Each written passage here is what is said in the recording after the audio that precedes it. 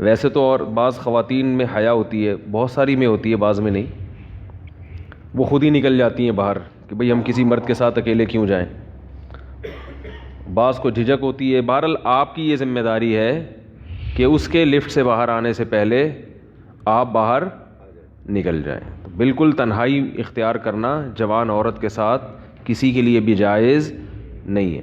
ہاں، دو چار عورتیں ہوں یا دو چار مرد ہوں تو پھر چونکہ تنہائی نہیں آتی، کیونکہ انسان اللہ سے آج کل کم ڈرتا ہے، لوگوں سے زیادہ ڈرتا ہے۔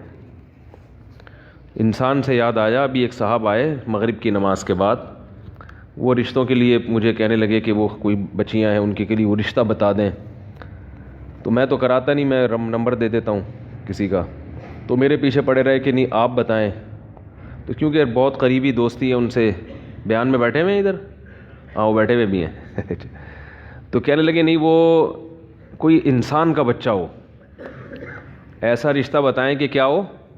میں نے کہا اتنی مشکل شرط آپ نے بتا دی، اب نہیں ہوگا۔ آپ کہتے بھئی کسی کی بچیاں ہیں اس کے لیے ڈاکٹر کا رشتہ چاہیے، مل جائیں گے، انجینئر مل جائیں گے، مزدور مل جائیں گے، ہر طبقہ مل جاتا ہے، شرط ہی ایسی لگا دی انسان کا بچہ۔ اب میں نے کہا یہ بہت مشکل کام ہے، میں نہیں کرا سکتا ٹھیک ہے، اتنی مشکل شرط لگا دی نا، انسان کا بچہ۔ آپ کہیں کہ دنیا میں انسان کے بچے ختم ہو گئے ہیں، بھائی ختم نہیں ہو گئے، لیکن تلاش کرنا بڑا مشکل ہے، ہیں بہت الحمدللہ۔ تلاش کرنا بھی اس لیے مشکل ہے کہ جب بہت ہیں تو تلاش کرنا کیوں مشکل ہے، سوال پیدا ہوتا ہے۔ بھائی یہ ٹریس کرنا، یہ اندازہ لگانا کہ یہ انسان کا بچہ ہے بھی یا نہیں ہے، یہ بڑا مشکل کام ہے۔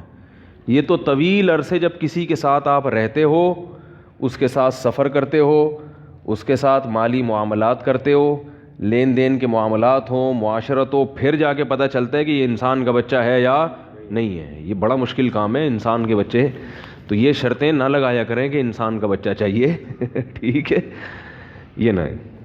گدھے کے بچے ہیں ماشاءاللہ اللہ معاف، الو کے پٹھے بھی معذرت کے ساتھ بہت ہیں، تو اس قسم کی چیزیں آپ کو ان کے لیے تحقیق کی ضرورت نہیں ہوتی۔ استغفر اللہ۔ قرآن میں 15 سجدے ہیں تو حنفی 14 کیوں کرتے ہیں؟ 14 سجدے ہیں قرآن میں، وہ جو آیت ہے نا، سب کے نزدیک 14 ہی سجدے ہیں، 15 سجدے نہیں ہیں کسی کے نزدیک، 14 ہی سجدے ہیں۔ البتہ وہ جو سورہ حج کی آیات ہیں، یا ایھا الذین آمنوا ارکعوا واسجدوا واعبدوا ربکم وافعلوا الخیر لعلکم تفلحون، یہ والی آیت سجدے والی ہے یا نہیں ہے، اس میں اختلاف ہے۔ احناف کے ہاں یہ والی آیت سجدے والی آیت نہیں ہے۔ اس پہ ایک مضبوط قرینہ یہ ہے کہ اس میں جو آتا ہے یا ایھا الذین آمنوا ارکعوا واسجدوا واعبدوا ربکم، تو اس میں رکوع کا بھی حکم ہے، سجدے کا بھی حکم ہے، آگے عبادت کا بھی حکم ہے، تو اس سے مراد نماز ہے، کیونکہ قرآن میں جہاں بھی سجدے کا حکم آیا ہے نا تو الگ سے سجدے یا رکوع کی آیت ہے، رکوع کے ساتھ سجدے کا ذکر، کیونکہ رکوع کے ساتھ جب سجدے کا ذکر ہو رہا ہے تو یہ مضبوط قرینہ ہے کہ اس سے مراد کیا ہے، نماز ہے۔ بہرحال یہ پورے دلائل نہیں ہیں کہ اس پہ کلپ بنا کے آپ نے چڑھا دیا کہ بھئی مکمل، پھر وہ نیگیٹو کمنٹس آنا شروع ہو جاتے ہیں، تو یہ میں ایک قرینہ بیان کر رہا ہوں۔ ہمارے خاندان میں بہت بڑا، بھائی یہ میں پہلے بیان کر لوں کیونکہ سوالات میں پھر پورا وقت نکل جائے گا، ویسے بھی کافی دنوں بعد بیان ہو رہا ہے۔ آج جنوری کی کیا تاریخ ہے؟ 6 تاریخ 2019۔ الحمد للہ نحمده ونصلی علی رسولہ الکریم، اما بعد فاعوذ باللہ من الشیطان الرجیم، بسم اللہ الرحمن الرحیم۔ ان الذین یخشون ربهم بالغیب لهم مغفرۃ واجر کبیر واسروا قولکم او اجہروا بہ انہ علیم بذات الصدور الا یعلم من خلق وهو اللطیف الخبیر۔ هو الذی جعل لکم الارض ذلولا فامشوا فی مناکبها والیہ النشور۔ سورہ ملک کی آیات ہیں جن پر کئی ہفتوں سے درس چل رہا ہے، اس کی آواز اگر تھوڑی سی بڑھا دیں تو مجھے بہت خوشی ہوگی۔ ان الذین یخشون ربہم، بے شک وہ لوگ جو اپنے رب سے ڈرتے ہیں۔ یہ شور کیوں ہو رہا ہے بھائی؟ بے شک وہ لوگ جو اپنے رب سے ڈرتے ہیں بغیر دیکھے، لہم مغفرۃ، ان کے لیے مغفرت بھی ہے، واجر کبیر، اور بہت بڑا اللہ نے اجر تیار کر کے رکھا ہوا ہے۔ اس پر میں نے کئی ہفتوں بات کی تھی کہ بغیر دیکھے ڈرنا، یہ بغیر دیکھے اللہ نے کیوں کہا؟ کیونکہ جو لوگ مذہب کو نہیں مانتے ان کی سب سے بڑی دلیل ہی مذہب کی مخالفت میں یہ ہوتی ہے کہ جو چیز ہمیں نظر نہیں آتی ہم اس کو فالو کیوں کریں؟ بار بار یہ نظر نہیں آ رہا، نظر نہیں آ رہا، نظر نہیں آ رہا۔ تو نظر آتی تو پھر تو پولیس والا نظر آتا ہے جو اللہ سے بہت کمزور ہے، لوگ اس سے بھی ڈرتے ہیں، تو پھر آزمائش نہیں تھی، آزمائش نہیں ہے۔ امتحان ہمیشہ اس چیز کا لیا جاتا ہے جس میں غور اور فکر اور تدبر سے کام لینا پڑے۔ بالکل ٹھیک ہو گئی ہے آواز، جزاک اللہ۔ جس میں غور فکر اور تدبر سے کام لینا پڑے۔ اللہ نے اپنی نشانیاں پھیلا دیں، پھر شور ہو رہا ہے، آپ وہیں بیٹھ جائیں۔ اللہ نے اپنی کائنات میں نشانیاں پھیلا دیں۔ کون ہے جو ان نشانیوں کو دیکھ کر رب تک پہنچے گا اور رب پر ایمان لائے گا، اور کون ہے جو ان نشانیوں کو دیکھ کر رب سے منہ موڑے گا؟ اس لیے بغیر دیکھے ڈرنا ہے۔ ڈرنے کا مطلب کیا ہے؟ اللہ کی جو ذات ہے، قرآن میں جو اللہ نے اپنا انٹروڈکشن کروایا ہے، جو اپنا تعارف کروایا ہے، وہ ایسی ذات کے طور پر نہیں کروایا جس سے ڈرا جائے۔ دیکھو، جب کوئی آپ کو ڈرانا چاہتا ہے کہ مجھ سے ڈرو تو اپنی بدماشیوں کی پوری رپورٹ پیش کرتا ہے نا، کیا خیال ہے؟ بھائی کوئی علاقے میں نئے ایس ایچ او صاحب آ جائیں اور وہ چاہیں کہ پبلک مجھ سے ڈرے، تو ایک ڈنڈا لے کے وہ نکلے گا پہلے دن، اور پوری ایک پولیس موبائل ہوگی، 2-4 چیزوں کو ٹھوکریں مارے گا، 2-4 ہوٹلوں میں جا کے کپ توڑے گا، اور ایسے ہی کوئی تھوڑی سی بدماشی دکھائے گا نا اپنی۔ لوگ کیا کہیں گے؟ بھائی یہ تو بڑا سخت آدمی آ گیا۔ کیا خیال ہے؟ ایسے ہی کہیں گے نا، تو بڑے سخت آدمی۔ کوئی محلے کا دادا آیا ہو نیا نیا مارکیٹ میں، وہ آتے ہی بدماشیاں شروع کر دیتا ہے، تو ان سب چیزوں سے انسان اس سے ڈرنا شروع۔ عجیب بات ہے، اللہ تعالیٰ کہہ رہے ہیں کہ رب سے ڈرو، مگر قرآن میں جو اللہ اپنا تعارف کروا رہے ہیں وہ اس میں ڈرنے کا عنصر نہیں ہے۔ قرآن شروع ہو رہا ہے الحمدللہ رب العالمین، تمام تعریفیں اللہ کے لیے ہیں جو تمام جہانوں کا پالنے والا ہے۔ تو پالنے والے سے تو محبت ہوتی ہے یا ڈرا جاتا ہے؟ آپ اپنے پالنے والے کو جب دیکھتے ہو کہ جو دیکھو بچے کو ماں پالتی ہے، تو بچہ ماں سے ڈرتا ہے یا محبت کرتا ہے؟ محبت کرتا ہے۔ وہ تو جس چیز سے ڈرے گا تو ماں کی طرف جائے گا۔ بچے کو جب بھی دنیا میں کسی بھی چیز سے ڈر لگتا ہے تو بھاگتا کہاں ہے؟ ماں کی گود کی طرف۔ اس کو پتہ ہے کہ ماں بچائے گی اور ماں مجھے پالتی ہے۔ تو اللہ جو اپنا انٹروڈکشن کروا رہے ہیں قرآن مجید میں، تمام تعریفیں اللہ کے لیے ہیں جو تمام جہانوں کا مربی ہے، پالنے والا ہے۔ آگے اللہ نے اپنی صفت بیان کی، الرحمن بہت بڑا مہربان، الرحیم نہایت رحم کرنے والا۔ عربی بڑی فصیح و بلیغ زبان ہے، اس رحمان اور رحیم کا کوئی متبادل لفظ کسی زبان میں ہے ہی نہیں۔ انگلش میں کہتے ہیں موسٹ مرسیفل، اردو میں کہتے ہیں بڑا مہربان، حالانکہ رحمان الگ ہے، رحیم الگ ہے۔ عربی بہت فصیح و بلیغ زبان ہے۔ دیکھو اللہ کے جو 99 نام ہیں نا، 99 جو قرآن میں جن کا تذکرہ ملتا ہے، ان 99 ناموں کا کسی اور زبان میں ترجمہ ہی نہیں ہو سکتا، کیونکہ دوسری زبانوں میں وہ الفاظ ہی نہیں ہیں۔ اس کو بس وہ موسٹ اور اس طرح کے الفاظ لگا لگا کے نا کوشش کرتے ہیں کہ اس کے قریب پہنچیں۔ تو اللہ نے اپنا جو تعارف کروایا الرحمن، رحمان بھی مبالغہ ہے۔ مبالغہ سمجھتے ہو؟ جیسے گڈ بیٹر بیسٹ نا، گڈ کا معنی اچھا، بیٹر کا معنی زیادہ اچھا، بیسٹ کا معنی سب سے اچھا۔ تو مبالغہ، اس مبالغہ کہتے ہیں کہ کسی میں کوئی صفت کوٹ کوٹ کے بھری ہوئی ہو، کوٹ کوٹ کے کسی میں کوئی صفت بھری ہوئی ہو، تو اس کے لیے عربی میں الگ سے الفاظ استعمال ہوتے ہیں۔ جیسے آپ یوں سمجھ لیں کہ ایک ڈرائیور ہے، ڈرائیور وہ ہوتا ہے، ڈرائیور کی 2 قسمیں، ایک وہ جو گاڑی چلا رہا ہو تو ہم اس کو کہیں گے یہ ڈرائیو کر رہا ہے، ضروری نہیں کہ وہ ڈرائیور بھی ہو۔ ہر ڈرائیو کرنے والا ڈرائیور نہیں ہوتا. اور ایک وہ ہوتا ہے جو گاڑی نہیں بھی چلا رہا مگر پھر بھی کیا ہے بھائی ڈرائیور ہے. بات آ رہی ہے سمجھ میں؟ اس کو صیغہ صفت کہتے ہیں. پہلی قسم کو اسم فاعل کہتے ہیں. اسم فاعل کا مطلب ڈرائیو کر رہا ہے چاہے ڈرائیور ہو یا نہ ہو. اور یہ ڈرائیو نہیں بھی کر کے کیا ہے ڈرائیور ہے. یعنی اس کو اتنی مہارت ہے کہ اس کی گویا لقب ہے, اس کی صفت پڑ گئی ہے ڈرائیور. بھائی یہ بندہ کیا ہے ڈرائیور ہے, چاہے وہ ڈرائیو نہیں بھی کر رہا ہو. اور ایک آدمی ڈرائیور نہیں ہوتا لیکن وہ جب ڈرائیو کر رہا ہوتا ہے تو ڈرائیور کہتے ہیں, جب نہیں کر رہا ہوتا تو ڈرائیور نہیں بلکہ انجینئر ہے, یہ تو ڈاکٹر ہے, یہ ڈرائیور تھوڑی ہے. ابھی چونکہ ڈرائیو کر رہا ہے اس لیے ہم اس کو ابھی کیا کہیں گے ڈرائیور. اس معنی میں نہیں بلکہ اس معنی میں کہ ڈرائیو کر رہا ہے. تو الرحمن کا مطلب یہ نہیں کہ رحم کرنے والا, رحم کرنے والا نہیں, کیونکہ جو جس وقت رحم کر رہا ہوتا ہے اس کو راحم کہتے ہیں. راحم رحم کر رہا ہے. رحم اس کی صفت ہے یا نہیں ہے, اس کی ذات کے ساتھ چپکی ہوئی ہے یا نہیں, راحم کا لفظ اس کو ڈیفائن نہیں کرتا. بھائی سمجھ میں نہیں آ رہا کیا ہو گیا؟ رحمان کا مطلب ایک معنی تو رحمان میں ایک کا مطلب یہ اس کی صفت لازم ہے, اس کے ساتھ یہ چپکی ہوئی ہے.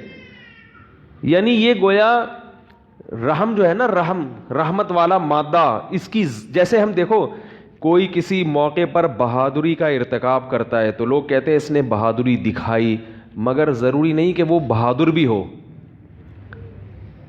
اور آسان مثال, ایک آدمی بدماش مشہور ہو جاتا ہے, بدماش محلے کا, لیکن وہ اس وقت بدماشی کر تھوڑی رہا ہے.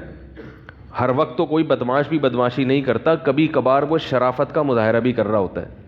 تبھی کہتے ہیں ہے بدماش مگر اس دفعہ اس نے بڑی شرافت دکھائی ہے, شر اور آفت نہیں دکھائی, کہتے ہیں نا. لیکن اس کی وجہ سے اس کو شریف نہیں کہتے, ہم شریف نہیں کہتے. شریف وہ ہے جو شرافت میں مشہور ہو گیا ہو, اس کی یعنی جسم کا ایک خاصہ بن چکا ہو, اس کی ایک صفت لازم بن چکی ہو کہ بھئی یہ چونکہ بندہ شریف ہے لہذا یہ تو کبھی غلط کام کرے گا ہی نہیں. تو رحمان اور رحیم یہ صیغہ صفت ہیں, یہ اس میں فاعل نہیں ہے. کیا مطلب؟ اللہ کی ذات کے ساتھ رحمت ہمیشہ کے لیے اٹیچ ہو گئی ہے, یعنی اللہ کی صفت لازم ہے کہ اس نے رحمت بہرحال کرنی ہی ہے, کرنی ہے اس نے رحمت. جیسے جو ڈرائیور ہوتا ہے نا, ڈرائیور وہ گاڑی نہیں بھی چلا رہا ہوتا تو ڈرائیونگ آنا یہ بہرحال اس کا ایک لازمی صفت ہے. یہ تو آتی جہاں بھی بٹھا دو گے چلائے گا یہ, اگرچہ بھی نہیں. پائلٹ کسے کہتے ہیں؟ ضروری نہیں جو جہاز اڑا رہا ہو بلکہ جس کو اڑانا آتا ہو. تو اسی طرح راحم عربی میں کہتے ہیں جو رحم کر رہا ہو. رحمان اور رحیم کہتے ہیں رحمت جس کی صفت لازم ہو, اس کی ذات کے ساتھ متصل ہو, یعنی اس کی عادت ہو. تو جو راحم ہوتا ہے یا رحیم یا رحمان ہوتا ہے وہ غضب والا نہیں ہوتا. بات آ رہی ہے سمجھ میں کہ نہیں آ رہی؟ غضب اس کی صفت لازمہ میں سے نہیں ہے. کبھی کبھار غصہ آئے گا اس کو, اصل اس کی صفت غضب یا انتقام نہیں ہے.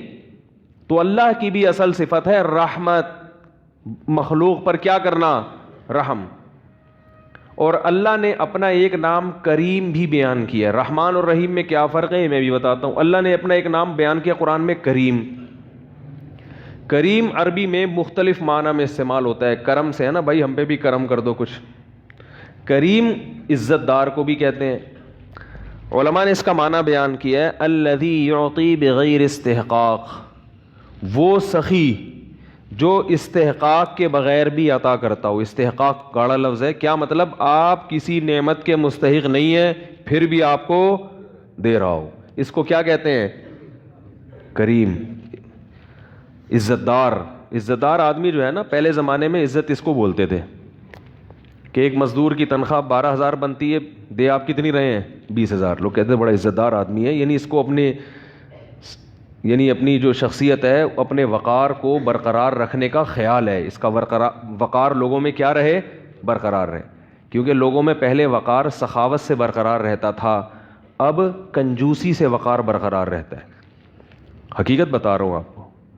اب اگر مزدور کی تنخواہ 12,000 ہے تو اس کو دیں گے کتنے؟ 6,000 اور 6,000 روک لیں گے ترسا ترسا کے ذلیل کر کر کے اس کو دینے کے لیے, سمجھ رہے ہیں نا, اور پھر ایسے دیں گے جیسے کوئی احسان جتلا رہے ہیں اس کے اوپر. اور پھر بتاتے ہیں کہ ہم کتنے لوگ ہیں جو تنخواہ اس لیے نہیں دیتے کہ روک کے رکھو, جتنا پیسہ ہمارے پاس رہے گا اس کو انویسٹمنٹ کر کے کماتے رہیں گے اور ملازمین کی تنخواہیں روک روک کے رکھے رہیں گے. ایک صاحب مجھے کہنے لگے کہ ہر پہلی تاریخ کو ہر 5 تاریخ کو مالک مکان آ جاتا ہے گھنٹی بجانے کے لیے کرایہ چاہیے. کیسا کنجوس ہے؟ میں نے کہا کنجوس تو آپ ہو, مکان آپ اس کا استعمال کر رہے ہو, آپ کو چاہیے کہ آپ اس کے گھر کرایہ پہنچاؤ, ہے بھائی, اس کا مکان پورے مہینے استعمال کر لیا, پہلی تاریخ کو آپ کے ذمے ہے کرایہ دینا, وہ کیوں آ رہا ہے آپ کے گھر میں گھنٹی بجانے کے لیے؟ آپ کیوں نہیں جا کے دے رہے اس کو؟ بہت مشکل ہے, کیا کریں بھائی, آپ نے تو پورا مکان استعمال کر لیا نا 1 مہینہ, وہ مزے تو اڑا لیے نا, بنایا اس نے, مزے آپ اڑا رہے ہو اس مکان میں.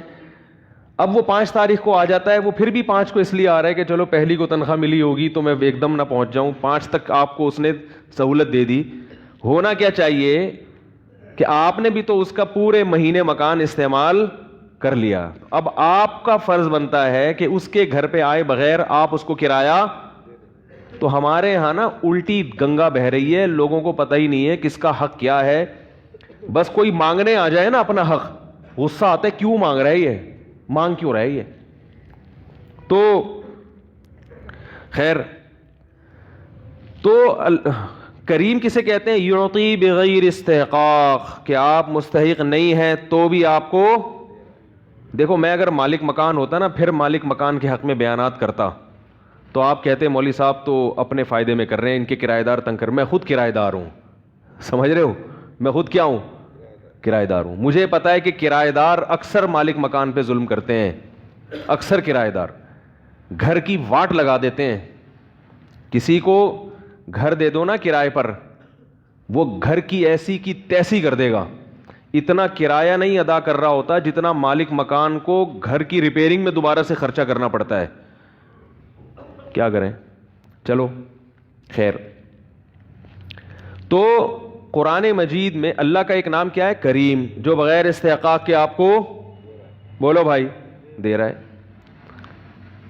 آپ مستحق نہیں ہیں پھر بھی دے رہا ہے. تو اللہ نے اپنے جتنے نام قرآن میں بیان کیے, اور خاص طور پر 2 صفات اللہ نے اپنی بہت زیادہ ہائی لائٹ کی ہیں, الرحمن اور, بولو بھائی, الرحیم. یہ صفات اللہ کو اتنی محبوب ہیں. پہلے میں رحمان اور رحیم کا فرق بتا دوں, دونوں میں مبالغہ ہے.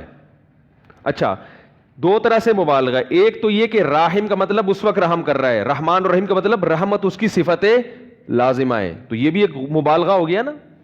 دوسری طرح مبالغہ یہ ہے کہ تھوڑی بھی اس کے, یعنی یہ بہت ماہر, جیسے ڈرائیور جو ہے نا, ڈرائیور ایک نارمل ڈرائیور ہوتا ہے جو گاڑیاں چلاتا ہے بڑے آرام سے, وہ کیا ہوتا ہے؟ ماہر ڈرائیور. تو ماہر ڈرائیور کے لیے الگ سے تو کوئی انگلش میں لفظ نہیں ہے, نہ اردو میں ہے.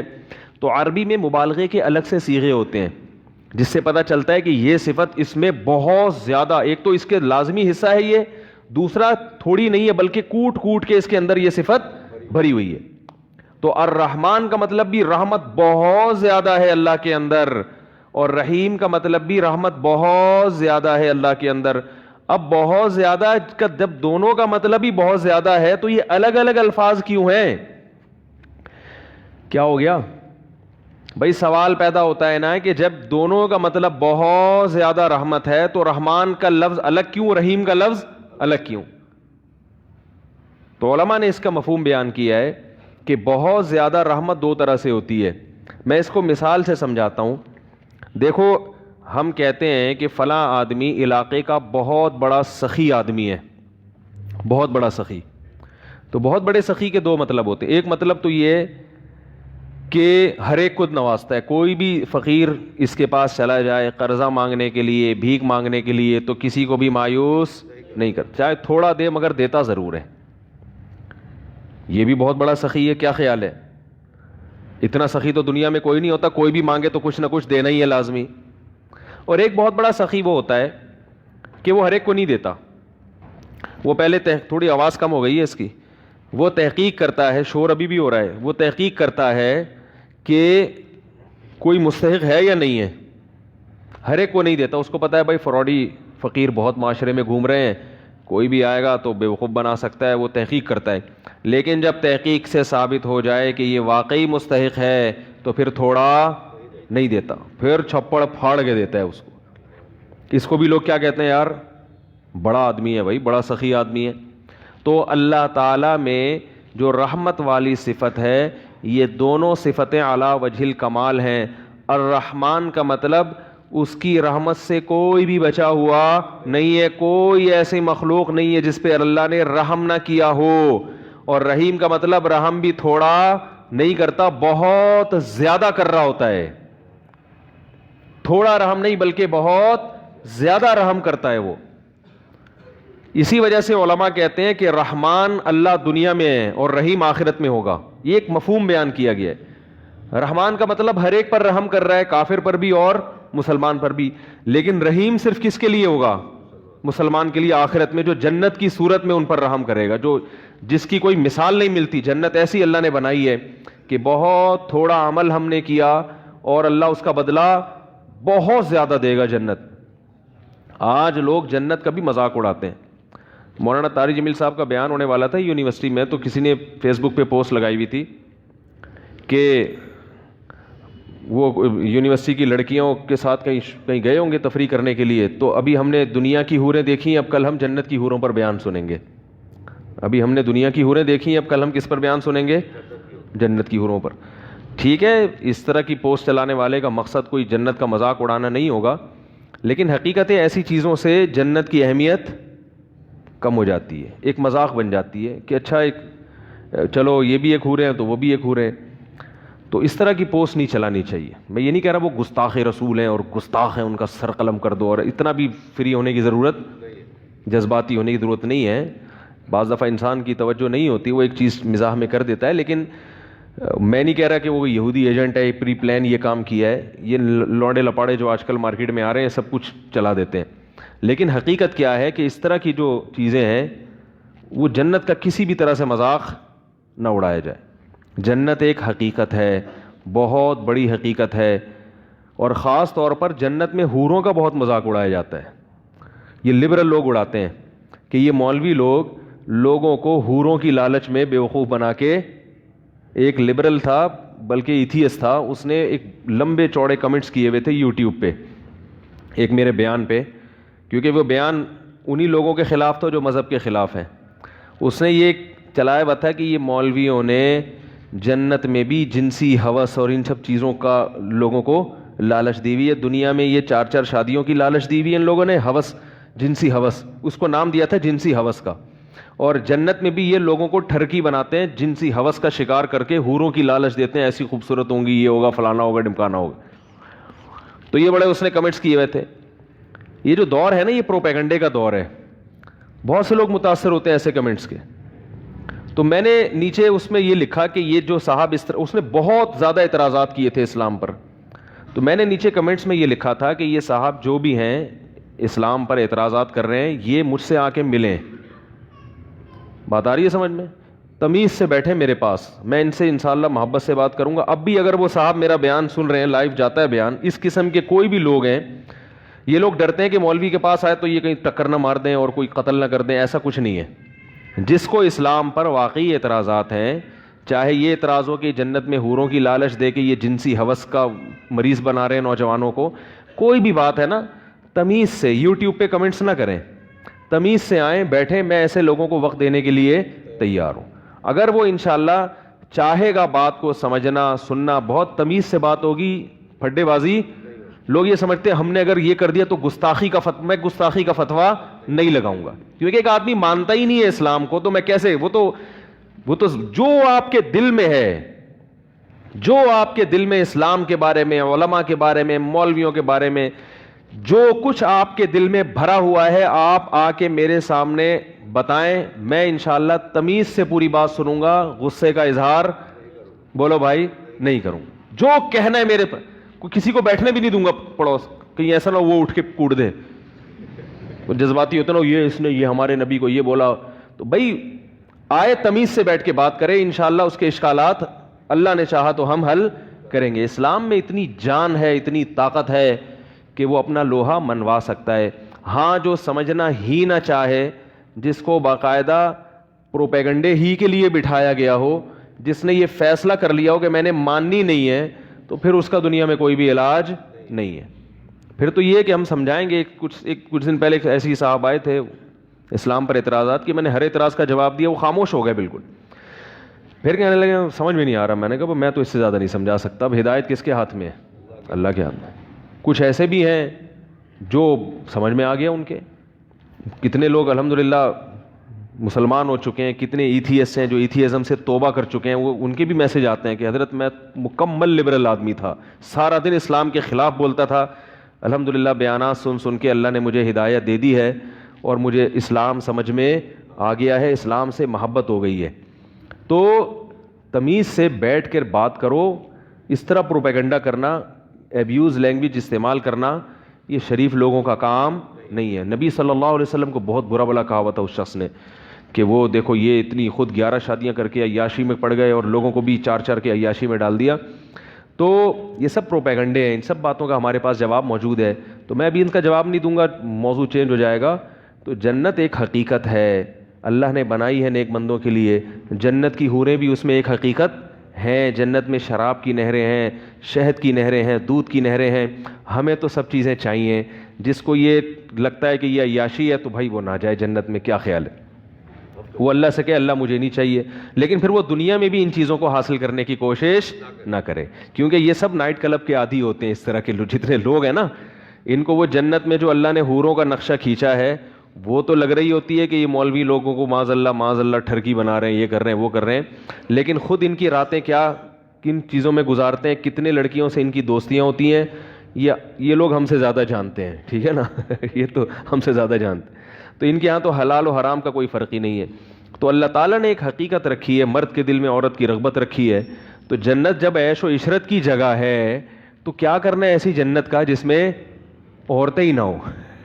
کیا خیال ہے؟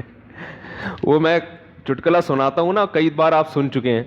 وہ ایک بچے نے, ایک مس تھیں, انہوں نے وہ بچے بیٹھے ہوئے تھے, اسٹوڈنٹس بیٹھے ہوئے تھے, ان سے معاہدے لیے کہ دیکھو بیٹا پکا وعدہ کرو کہ پان گٹکا نہیں کھاؤ گے. انہوں نے کہا میس پکا وعدہ پان گٹکا نہیں کھائیں گے.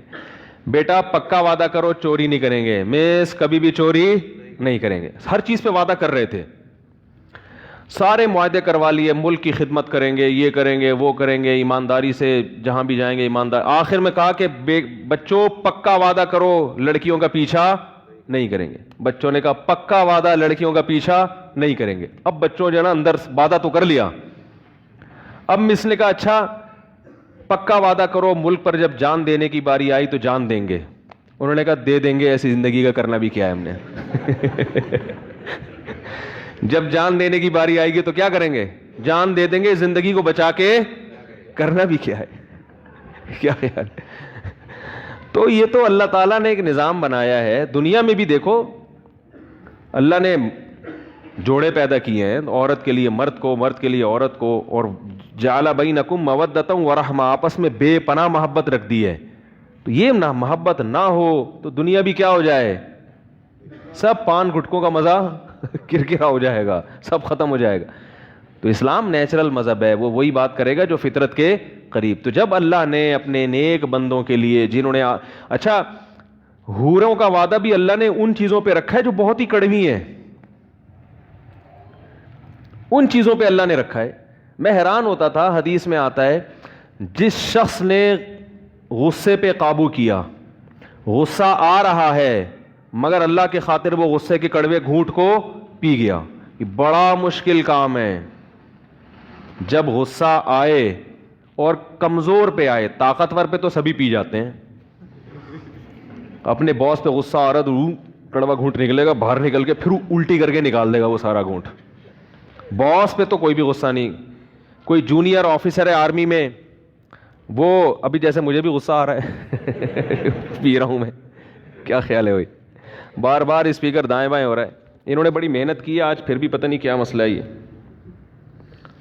تو غصے کے کڑوے گھونٹ کو پینا سخت کمزور پہ، بیوی پہ غصہ آ رہا ہے پی گئے، بچوں پہ غصہ آ رہا ہے پی گئے، بوڑھے باپ پہ غصہ آ رہا ہے پی گئے، کیونکہ وہ بیچارہ وہ تو نے کما کے کھلانا تھا، کھلا دیا، اب وہ آپ کے کام کا نہیں ہے، وہ بیچارہ بس پڑا ہوا ہے کھانس رہا ہے، اب وہ بات پہ آپ کو پوچھتا ہے کہاں جا رہے ہو، کہاں سے آ رہے ہو، آپ کو غصہ آتا ہے۔ اللہ کیا کہہ رہے ہیں، اس غصے کے کڑوے گھونٹ کو پی جاؤ، بڑا مشکل ہے پینا، اس پہ کوئی الاؤنس نہیں ملتا گورنمنٹ کی طرف سے، اس پہ کوئی تنخواہ نہیں بڑھتی، انکریمنٹ نہیں لگتا، اس پہ کچھ بھی نہیں ہوتا، تو یہ صرف اللہ کے لیے کہ یار باپ پہ غصہ آ رہا ہے پی جاؤں، ماں پہ غصہ آ رہا ہے، بیٹی کو ماں پہ آج غصہ آتا ہے نا تو نکال دیتی ہے غصہ، وہ چپ نہیں بیٹھتی۔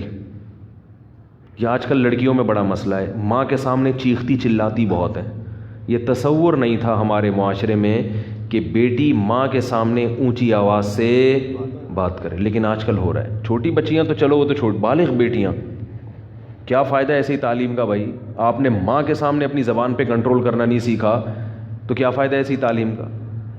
سارا زور ماں باپ کا بھی نا، سارا زور تعلیم پر ہے، پھر اولادیں ایسے ہی نکلتی ہیں۔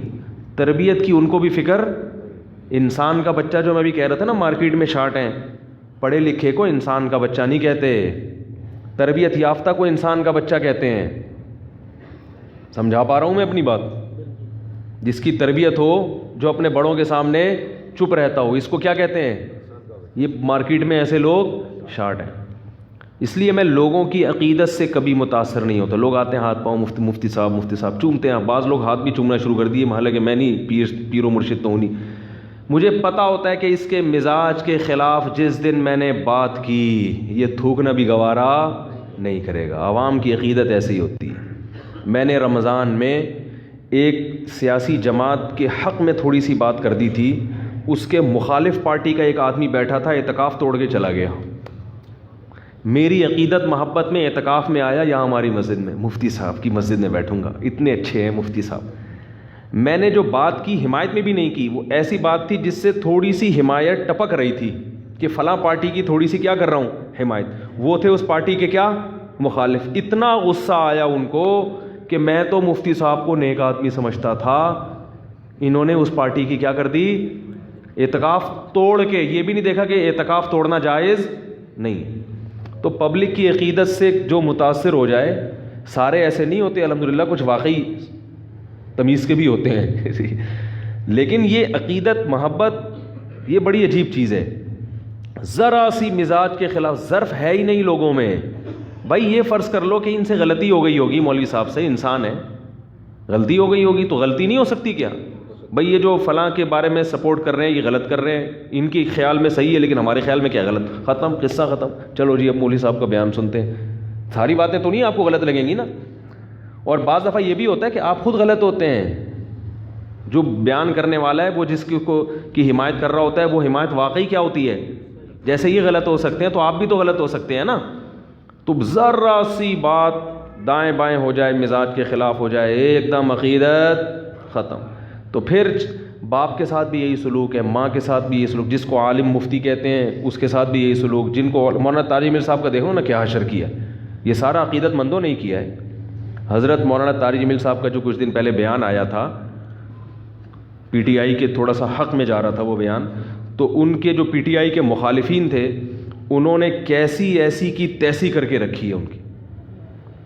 بھائی آپ ایک آدمی کی محنت دیکھو، ساری زندگی اس سے آپ نے اتنا کچھ سیکھا ہے، اگر زیادہ سے زیادہ غلط کر دیا نا تو بھائی بولو انسان ہے، غلطی ہو سکتی ہے، ان کو نہیں حمایت کرنی چاہیے تھی، انہوں نے کر دی، غلط کیا، بس ختم ہو گئی بات۔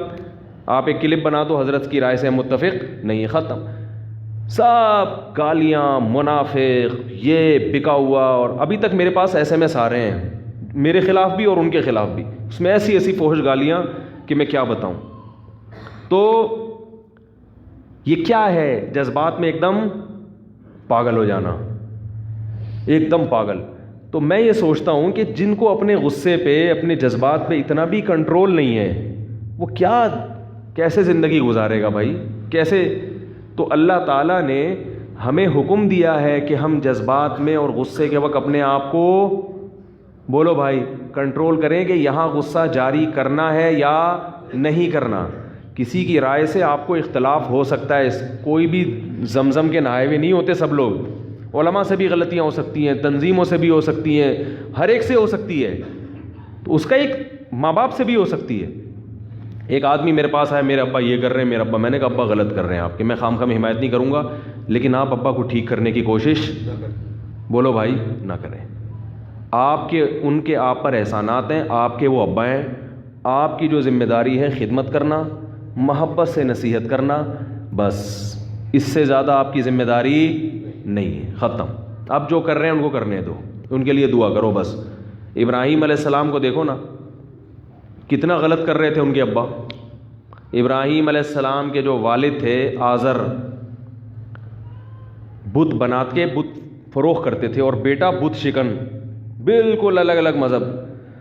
سورہ مریم دیکھیں, ابراہیم علیہ السلام نے اپنے والد سے کہا یا ابتی, اے میرے پیارے ابا, اے میرے پیارے ابا. ابتی محبت کا لفظ ہے. لما تعبدو, ایسوں کی عبادت کیوں کرتے ہو, ما لا یسمع, جو سن نہیں سکتے, ولا یبصر, جو دیکھ نہیں سکتے, ولا یغنی عنک شیئا, کوئی فائدہ نہیں پہنچا سکتے آپ, اے میرے پیارے ابا. ایسے نصیحت کر رہے ہیں. اور پھر ابا کی طرف سے دھمکی, لأرجمنک, میں تجھے پتھروں سے مار کے ہلاک کر دوں گا. اور یہ دھمکی برائے دھمکی نہیں تھی جیسے آج کل ابا کہتے ہیں یہ ٹانگیں توڑ دوں گا, تو پتہ ہوتا ہے بیٹے کو توڑیں گے تھوڑی. لیکن اس زمانے میں دستور تھا کہ جب کسی کو سخت سزا دینی ہوتی یا تو آگ میں ڈال دیتے یا رجم کرتے, پتھروں سے ہلاک کر دیتے. تو واقعی حقیقت میں دھمکی دینے لگے کہ میں تجھے پتھروں سے مار کے ہلاک کر دوں گا. لیکن ابراہیم علیہ السلام نے کیا فرمایا, سلام علیک, آپ پر سلامتی ہو. سأستغفر لک ربی, میں تو مایوس ہو گیا آپ سے, مگر اپنے رب سے مایوس نہیں ہوا, میں اللہ سے آپ کے لیے مغفرت کی دعا کرتا رہوں گا. اس وقت مشرک کے لیے دعا پر پابندی نہیں تھی. میں اللہ سے آپ کے لیے کیا کروں گا, دعا کروں گا. انہ کان بی حفیہ, میرا رب آپ پر مہربان ہو یا نہ ہو, مجھ پر بہرحال, کیونکہ آپ مشرک ہیں, آپ کی دعا نہیں سنے گا لیکن میری سن لے گا, تو میری وجہ سے آپ کی مغفرت کر دے گا, میری وجہ سے آپ کی مغفرت کر دے گا. پھر بھی جب دیکھا کہ نہیں باز آ رہے اور مجھے بھی مجبور کر رہے ہیں, پھر ہجرت کر لی وہاں سے. اس لیے میں لوگوں سے کہتا ہوں کہ ابا کے ایسے ظلم ہو رہے ہیں کہ ناقابل برداشت ہو گئے, تو زبان مت چلاؤ, گھر بدل دو, الگ ہو جاؤ ابا سے. کہ بھائی نہیں, آپ لوگ نہ شروع ہو جائیں بلا وجہ ابا سے. کوئی اس قسم کے ابا ہوں کہ وہ واقعی اتنا بعض دفعہ ظلم کر بھی رہے ہوتے ہیں, جینا حرام بھی کر دیتے ہیں, ایسے بھی ہوتے ہیں. ہر چیز مارکیٹ میں ہے, کوئی بھی چیز شارٹ نہیں ہوتی, یعنی ختم نہیں ہوتی, شارٹ ہو جاتی ہے. تو ظالم لوگ بھی ہیں, مائیں بھی ظالم ہیں. بعض مائیں بیٹیوں پہ ایسا ظلم کر رہی ہیں کہ ان کو نفسیاتی مریض بنا دیا انہوں نے. بعض مائیں, اکثر تو مائیں اچھی ہوتی ہیں, ماں سے بڑھ کر کون ہوتا ہے. تو ایسی صورت میں ہم کہتے ہیں بھائی کیا کر لو, چپکے سے بولو بھائی علیحدگی اختیار کرو. پھر ابا سے روز تھوڑی دیر آ کے ملا کرو, اور اس نیت سے ملو کہ ابا نے جو جھاڑ پلانی ہے بس سن کے واپس آ جانا ہے. بھائی آدھا گھنٹہ بیٹھوں گا, ٹائم دیکھ کے ابا نے پلانی ہے, بھائی تو کم بخت پہلے ہی نالائق, تو اب تو الگ بھی ہو گیا. ہاں ایسی ہوتی ہے اولاد, یہ تجھے سکھاتے ہیں مدرسے والے, یہ تجھے سکھاتے ہیں تبلیغ والے. وہ ابا نے سنانی, آپ جاؤ آدھا گھنٹہ بیٹھو کہ بھائی میں نیت کرتا ہوں ابا کی سننے کی. اللہ کے لیے ہے نا, میں نیت کرتا ہوں ابا کی الٹی سیدھی سننے کی, کیونکہ وہ میرے, جب نماز میں لوگ لمبی چوڑی نیتیں کرتے ہیں نا, میں نیت کرتا ہوں ابا کی سننے کی, الٹی سیدھی سننے کی, کیونکہ وہ میرے ابا ہیں, ان کی سنوں گا تو ثواب ملے گا. اور کیا وہ بھی میں بتاؤں گا کون سا ثواب ملے گا, تو وہ بس سنوں گا, کیونکہ ابراہیم علیہ السلام نے تو اس سے بھی زیادہ سنی ہے, ان کو تو اس سے بھی زیادہ دھمکیاں ملی تھیں. یہ سب محاسبے مراقبے کر کے آپ پہنچیں, آدھا گھنٹہ تمیز سے سنیں, اس کے بعد بولیں اور ابا سنائیں کوئی خدمت میرے لائق, خدمت میں تجھے گھنٹے سے. تو اس طرح آدھا گھنٹہ ہو تو پھر پتلی گلی سے نکل لیں. تو جو اکثر ابا ایسے نہیں ہوتے, ابا سے بڑھ کر تو کوئی اولاد کے لیے ہے ہی نہیں نا نعمت, لیکن ہزاروں میں کوئی ایک اس طرح بھی ہوتے ہیں. تو میں ان کو یہ مشورہ دیتا ہوں, جاؤ سن کے, اور کچھ ہدیہ بھی دے دو ان کو, خرچہ بھی اٹھاؤ ان کا, ہدیہ بھی دو. دیکھو سب کچھ عبادت سے نہیں ہوتا. آج جو دین کی طرف آتا ہے تو کچھ تھوڑا سا عبادت کی طرف تو رجحان ہو جاتا ہے, اخلاق کی طرف رجحان, اور اخلاق بھی اگر اچھے ہوتے ہیں نا, کسٹمر سے اچھے ہو جاتے ہیں. بس مصیبت ہی اخلاق پر. حضرت مولانا طارق جمیل صاحب کا بیان سنے گا تو اخلاق کس کے ساتھ اچھے ہو جائیں گے, جا کے کسٹمر کے ساتھ. صحیح ہے نا, بیوی کے ساتھ اچھے نہیں ہوں گے, اولاد کے ساتھ اچھے نہیں ہوں گے, ابا کے ساتھ اچھے نہیں ہوں گے, اماں کے ساتھ پھر بھی وہ ویسے کے ویسے ہی رہیں گے. تو اینٹ کا جواب پتھر سے دیتے ہیں. اسلام میں خونی رشتوں کی اہمیت غیروں سے بہت زیادہ, یاد رکھو, تھوڑی زیادہ نہیں ہے, بہت زیادہ ہے. قرآن میں اہل جنت کی جو جہاں بھی صفات بیان کی اکثر جگہوں پہ رشتہ داری کا ذکر اللہ نے لازمی کیا. میں جب تلاوت کرتا تھا نا ان آیات کی، جب ہم نئے نئے دین کی طرف آئے یعنی مدرسے کی طرف گئے، تو میں حیران ہوتا تھا کہ یہ تو ویسے ہی انسان میں نیچرل ہے رشتہ داروں سے محبت. یہ قرآن اتنا ہائی لائٹ کیوں کرتا ہے اس چیز کو؟ اس وقت میری سمجھ میں نہیں آتا تھا. قرآن بار بار یوں کیوں کہتے ہیں اہل جنت رشتہ داری جوڑتے ہیں، رشتہ داری جوڑتے ہیں، رشتہ داروں کا خیال کرتے ہیں؟ بار بار حدیث میں بھی آتا ہے. حالانکہ عربوں میں تو رشتہ داری ویسے ہی جوڑنے کا رواج تھا. بھائی عرب میں سب برائیاں تھیں، مگر رشتہ داری تو ان میں یہ تو نیچرل ہے نا. جب قبیلہ خاندان ہوگا تو عرب تو اپنے رشتہ داروں کے لیے سر کٹاتے تھے، لڑتے تھے. عربوں میں یہ دستور نہیں تھا کہ ایک بھائی کو آپ نے پیٹ دیا تو بس اب گئے. نا نا نا نا نا، ایک بھائی کو کسی نے مار دیا تو اب اس بھائی کے جتنے ریلیٹیو ہیں وہ آپ کو نہیں چھوڑیں گے. بولے کہ ہمارے بھائی پہ ہاتھ کیسے اٹھایا؟ وہ تو کٹ جاتے تھے، پوری پوری نسلیں کٹ جاتی تھیں. آج بھی قبائلی علاقوں میں اسی قسم کا رواج ہے. وہ ایک قتل ہو جائے تو پرپوتا جا کے انتقام لے رہا ہوتا ہے کہ میرے پردادا کو اس نے مارا تھا، وہ نہیں چھوڑے گا. تو رشتہ داری تو اس زمانے میں لوگ جوڑتے تھے. تو قرآن نے پھر اتنا اہتمام، دیکھو بت پرستی کے خلاف قرآن نے بولا اتنا زیادہ، تو سمجھ میں آتا ہے کہ بت پرستی اس وقت معاشرے میں کیا خیال ہے بھائی، پھیلی بھی تھی. تو رشتہ داری کو اتنا فوکس کیوں کر رہا ہے قرآن؟ آج سمجھ میں آتا ہے. اللہ کو پتہ تھا کہ ایک زمانہ ایسا آنے والا ہے جس میں فیملی سسٹم تباہ ہو جائے گا. یورپ کا کلچر، مغربی کلچر ہمارے معاشرے میں پھیل جائے گا. پھر لوگ دوستوں کو، کلائنٹ کو، کسٹمر کو اہمیت دیں گے، رشتہ داروں کو اہمیت نہیں دیں گے. اور رشتہ داری جوڑنے میں جو برکتیں اور فائدے ہیں وہ دوستیوں میں نہیں ہیں. خونی رشتے جو ہے نا، یہ ایک دوسرے کی تربیت کی فکر میں لگے رہتے ہیں، نیچرل ہے یہ. تو یہ جتنے مضبوط ہوں گے، ان میں جتنی زیادہ محبت ہوگی، اتنا ہی معاشرے میں نا صالح افراد پیدا ہوں گے، اچھے افراد پیدا ہوں گے. اور جتنی ان میں آپس میں نفرتیں ہوں گی، اتنے ہی معاشرے میں چور اور ڈاکو زیادہ پیدا ہوں گے. تو یہ بہت، اسلام نے بہت زیادہ اس فیملی سسٹم کو مضبوط کرنے پر زور دیا ہے. یہ تمہارا نظام جو فیملی کا جو سسٹم ہے نا، یہ بہت مضبوط ہونا چاہیے. تو اس کے جوڑ کی بہت کوشش کی ہے. یہاں تک کہ نبی صلی اللہ علیہ وسلم نے فرمایا، جب نبی نے فرمایا نا رشتہ داری جوڑو، بہت زیادہ آپ نے تاکید کی اور بہت زیادہ آپ نے اس کی اہمیت بیان کی قرآن میں بھی. تو صحابہ کو خیال ہوا کہ بھائی رشتہ داری جوڑنے کا مطلب یہی ہے کہ بھائی ہم بھی اچھا سلوک کریں جیسے کہ وہ اچھا کر رہا ہے. تو نبی صلی اللہ علیہ وسلم نے یہ غلط فہمی دور کی. فرمایا کہ نہیں، رشتہ داری جوڑنا اسے نہیں کہتے کہ جو تم سے جڑے تم اس سے جڑو. نا نا نا نا، یہ مطلب ہی نہیں ہے. فرمایا رشتہ داری جوڑنے کی جو میں ترغیبیں دے رہا ہوں، جس پر اللہ نے جنت کی بشارت دی ہے، یہ وہ ہے کہ وہ تم سے ٹوٹے پھر بھی تم اس سے جڑو. یہ بڑا مشکل کام ہے بھائی، بہت بڑا مشکل کام ہے. کیونکہ طیش میں آ جاتا ہے آدمی، کیونکہ انسان اسی سے جڑتا ہے جس سے اس کا کوئی مالی مفاد وابستہ ہو، ورنہ وہ جڑ کے کیا کرے گا؟ کیا خیال ہو گیا بھائی؟ غلط تو نہیں کہہ رہا؟ ارے بھائی ایک آدمی ناراض ہوتا رہا، لوگ کیا کہتے ہیں، کوئی بھائی سے ناراضی ہو جائے، بہن سے ہو جائے، ہونے دو، میرا کیا اکھاڑ لے گی، کہتے ہیں نا. میں ٹی وی میں آ رہا ہوں، کیا کچھ بول تو لو بھائی. بھائی بہنوں میں لڑائی ہو جائے تو وہ ایک دھمکی دے کہ میں تجھ سے بات نہیں کروں گی، دوسری جواب میں کیا کہتی ہے، تو بات نہ کر کے میرا کیا اکھاڑ لے گی.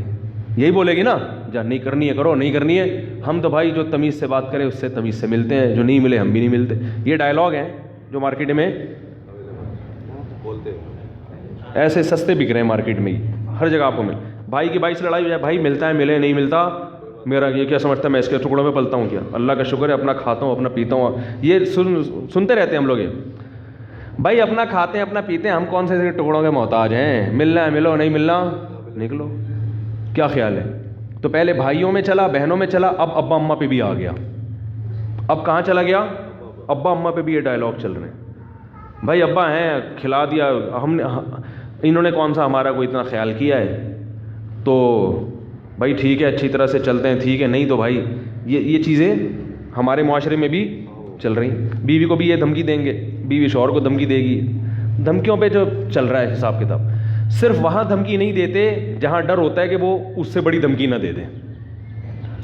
جیسے ایک آدمی نے چاقو نکالا نا کسی کی, رکھ دیا کہ تیری جیب میں جو کچھ ہے نکال دے, اس نے جیب سے بندوق نکالی بولا اب تیری جیب میں جو کچھ ہے, اب تیری جیب میں جو کچھ ہے نکال.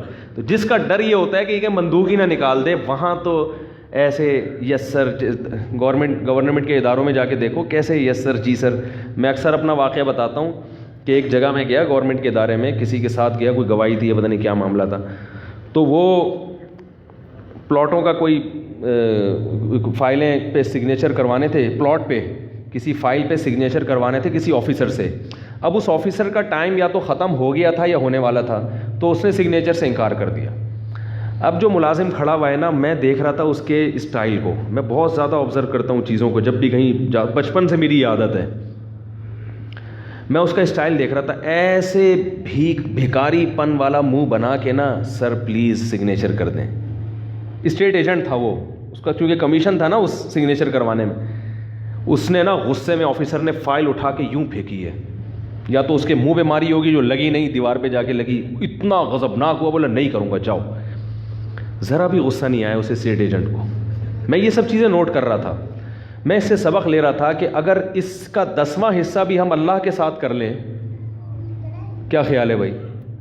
بعض دفعہ اللہ بھی ہمیں کسی آزمائش میں ڈال دیتا ہے, تو ہم فوراً منہ سے کفر بکنا بجائے اس کے کہ لجاجت کریں اور عاجزی کر لیں اللہ کے سامنے کہ بھئی اللہ نے آج تک اتنی نعمتیں کی ہیں, تھوڑی سی آزمائش آ گئی تو اس میں بھی ہمارا فائدہ ہوگا, اور جھک جائیں. نہ کفر بکنا شروع کر دیں گے, خودکشی کی باتیں. اسی طرح والدین کے ساتھ بھی یہی معاملہ ہے. تھوڑا سا والدین یہی کام اگر باپ کرتا تو دیکھو پھر اولاد کیسے چیختی چلاتی. اگر باپ فائل اٹھا کے پھینک دیتا, بیٹا کہتا جاؤ تم نے تو ساری زندگی ہماری ماں کو بھی ستایا, یہ تانے ہمیں بھی ستاؤ گے, یہ کر دو گے, میں یہ کر دوں گا, میں دیکھتا ہوں, میں 3 دن تک گھر سے غائب ہو جائے گا بتائے بغیر. تو میں دیکھ رہا ہوں کہ وہ آفیسر کے سامنے پھر, کیونکہ اس کا کمیشن مارا جا رہا ہے 20-25 ہزار روپے کا, پھر میں نے دیکھا وہ فائل اٹھا کے لایا, اس کو جھاڑا, پھر سر کے پاؤں میں لگ رہا ہے, گر رہا ہے, اور سر پلیز, اور ایسے مکھن لگائے ہیں کہ اس کمبخت سگنیچر کروا کے ہی چھوڑے, اس نے کام نکلوا کے نکل گیا. سبق حاصل کرنا چاہیے ان واقعات سے. اس کو غصہ نہیں آ رہا, اس کو پتہ ہے میرا کمیشن مارا جائے گا, اور اس کو تو روزانہ اسی سر سے واسطہ ہے نا, اسی آفیسر سے روزانہ اس کا واسطہ ہے. وہ کہے گا اس سے پھٹا کر کے میں جاؤں گا کہاں. تو بات یہ ہے کہ وہاں 20-25 ہزار کا کمیشن نظر آ رہا ہے, تو اخلاق بھی اچھے. اس کو پھر اخلاق پر حضرت مولانا طاری جمیل صاحب کا بیان سننے کی ضرورت نہیں, اس نے کبھی سنا بھی نہیں ہوگا. اور جنہوں نے سنے ہوئے ان کی حالت, میں خود بھی اس میں داخل ہوں, ان کی حالت دیکھو کیا ہے, ان کی حالت دیکھو کیا ہے. اللہ سے بھی لڑنا شروع کر دیتے ہیں, باپ سے بھی, ماں سے بھی, بزرگوں سے بھی, علماء سے بھی, جن کے ہاتھ پاؤں چوم رہے ہوں گے ان کو بھی گالیاں دینا شروع کر دیتے ہیں ایک دم جذبات میں آ کے. تو اس لیے اللہ تعالیٰ نے بتا دیا کہ دیکھو جو امپلائی اپنے آفیسر کے سامنے اس طرح سے جھک رہا ہے, کوئی ملازم, اس کو جتنا کمیشن مل رہا ہے وہ بہت تھوڑا ہے. میرے کہنے پر غصے کو پی جاؤ گے, برداشت کر لو گے. جہاں غصہ جاری کرنا حرام, بعض جگہوں پہ غصہ جاری کرنا واجب ہے, وہ تو ایک الگ چیز ہے. تو میرے کہنے پر اگر پی جاؤ گے, برداشت کرو گے, تو میں جو تمہیں کمیشن دوں گا وہ اس کمیشن سے بہت, بولو بھائی, زیادہ. اب وہ کیا کمیشن ہے میں بتانے والا ہوں ٹھیک ہے نا, وہ کیا کمیشن. تو وہ بہت, کیونکہ مشکل بہت ہے. کمزور پہ غصہ آئے اس کو پینا بہت مشکل کام ہے, بہت مشکل کام ہے. تو اللہ نے کیا فرمایا, صحیح حدیث ہے, صحیح ہے مسلم کی یا صحیح بخاری کی, فرمایا کہ جو شخص غصے پر قادر تھا پھر بھی غصے کے کڑوے گھونٹ کو پی لیا, قیامت کے دن اللہ تعالیٰ میدان حشر میں اس کو بلائیں گے. وَيُزَوِّجُهُ مِنَ الْحُورِ الْعِينِ مَا شَاءَ, کہ اللہ کہیں گے یہ اتنی ساری لاکھوں کروڑوں حوریں کھڑی ہوئی ہیں, ان میں سے جس سے کہے گا تیرا نکاح, بولو بھائی, کر دو. جس سے کہے گا تیرا نکاح.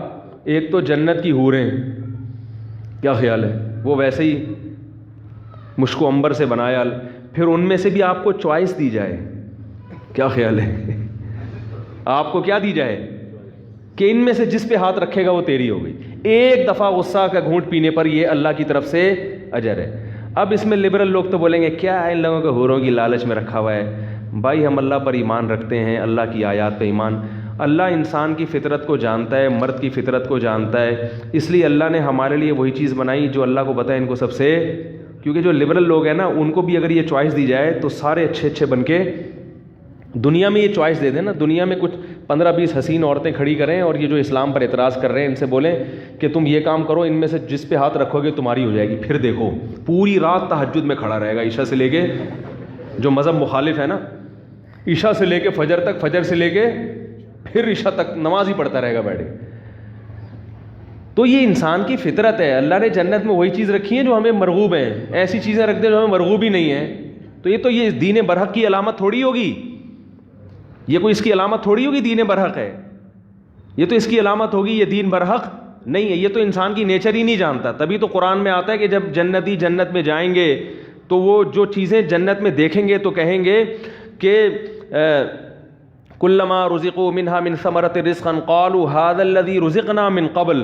وہ کہیں گے اللہ یہ تو وہی ہے جو دنیا میں بھی ہمیں تو نے دیا ہے. کیا مطلب, یہی دنیا کی نعمتیں ہیں جو جنت میں بھی ملیں گی, مگر اس کا ذائقہ اور اس کی لذت کو بڑھا دیا جائے گا اور اس میں عیب کو ختم کر دیا جائے گا. جو پھل ہے نا ان کے ذائقے کو اللہ بڑھا دیں گے, عیب اس میں ختم کر دیں گے. اس کے جو سائیڈ افیکٹ ہیں وہ کیا ہو جائیں گے, ختم ہو جائیں گے. وجہ کیا ہے, علماء نے لکھا ہے سوال پیدا ہوتا ہے کہ یہی نعمتیں کیوں ملیں گی. یہی نعمتیں اس لیے ملیں گی کہ جس چیز سے انسان مانوس ہوتا ہے نا اسی کی طرف اس کا دل مائل ہوتا ہے. اگر دیکھو کتنے لذیذ پھل ہوتے ہیں لیکن آپ نے کبھی نہ کھائے ہو تو پہلی دفعہ نہیں کھائے جاتے ہو. تو جنت میں اللہ یہی نعمتیں, یہی انار, یہی انگور, یہی شہد, یہی دودھ, لیکن اس کا ذائقہ کیا کر دیں گے, بڑھا دیں گے. تو اللہ نے جنت میں بھی عورتیں پیدا کی ہیں مردوں کے. اب خواتین کو اشکال ہوگا آدمی عورتوں کے لیے کیا پیدا کیا. وہ کہیں گی ہم جب غصہ پئیں گے تو ہمیں کیا ملے گا. بھائی وہ بھی تو, ان کو بھی تو اشکال ہوگا نا. ہم جب غصہ پئیں, بیٹی کو ماں پہ غصہ آ رہا پی جائے تو کیا ملے گا.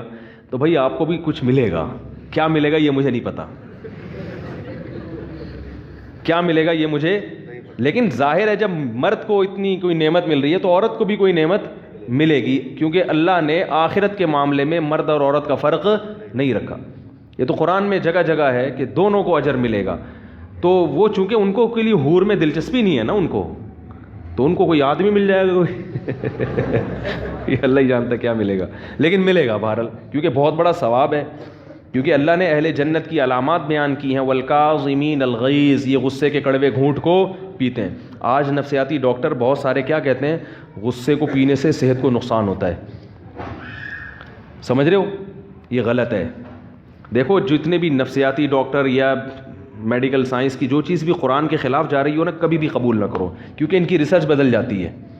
بڑی بڑی تحقیقیں مارکیٹ میں آتی ہیں اور تھوڑے دنوں میں بدل جاتی ہیں.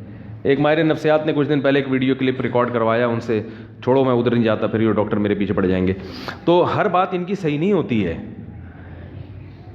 حقیقت پتہ ہے کیا ہے, آپ کے اندر آپ جس پاور کو استعمال کرتے ہو نا وہ پاور بڑھتی ہے آپ کی. یہ انسانی فطرت ہے.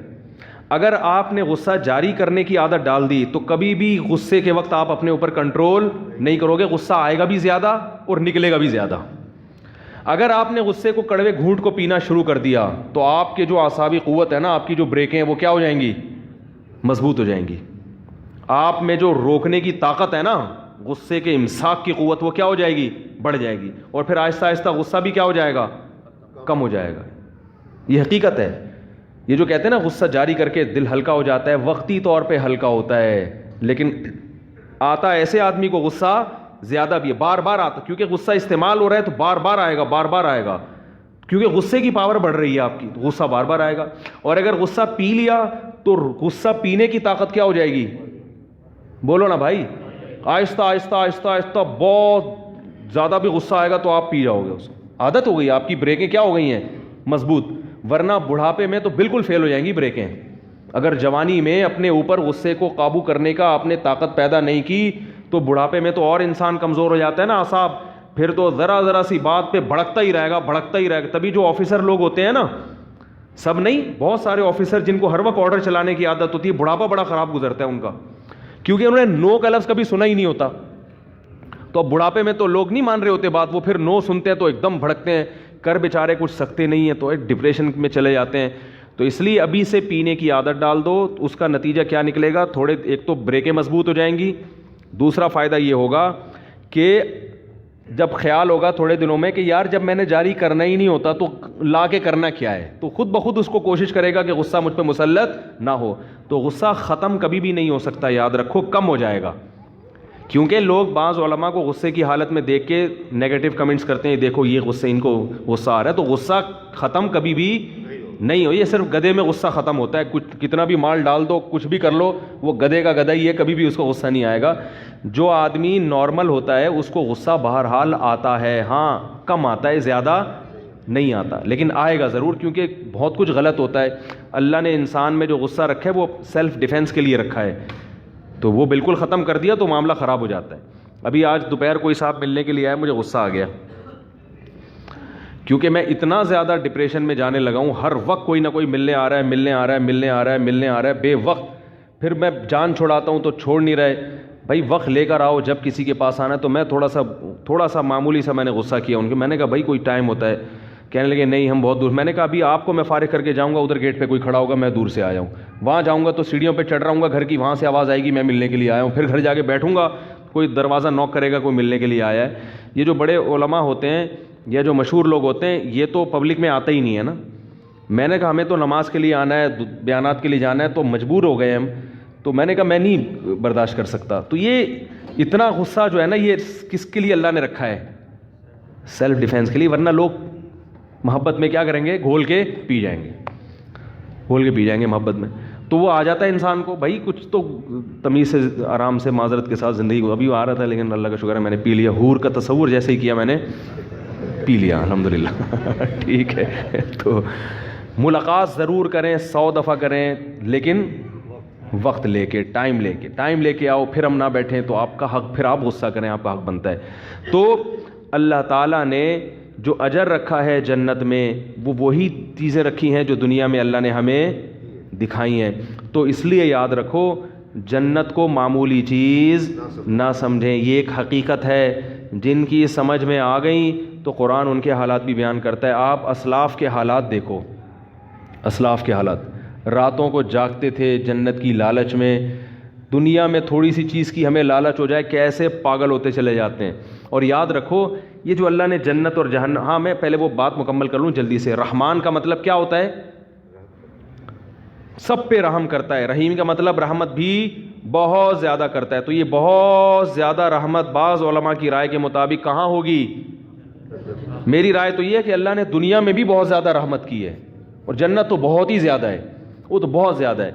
تو اب اللہ نے اپنی جو صفات بیان کی ہیں وہ بہت مہربان اور نہایت رحم کرنے والا. تو اس میں ڈرنے کا تو کوئی, پھر ڈریں کیوں بھائی؟ جب اللہ رحم کرنے والا ہے, کیسی رحمت ہے؟ حدیث میں آتا ہے کہ جب اللہ نے اس کائنات کو بنایا, دیکھو جب بھی کوئی نیا ملک بنتا ہے تو ایک قانون بنتا ہے نا, دستور بنتا ہے, آئین بنتا ہے. کیا خیال ہے, کیا ہو گیا بھائی؟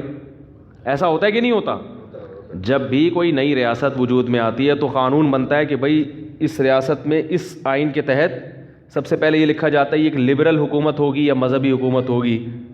کیا خیال ہے, جمہوری طرز پہ ہوگا یا آمریت اس میں رہے گی, بادشاہت ہے یا جمہوریت ہے, سب چیزیں طے ہو جاتی ہیں.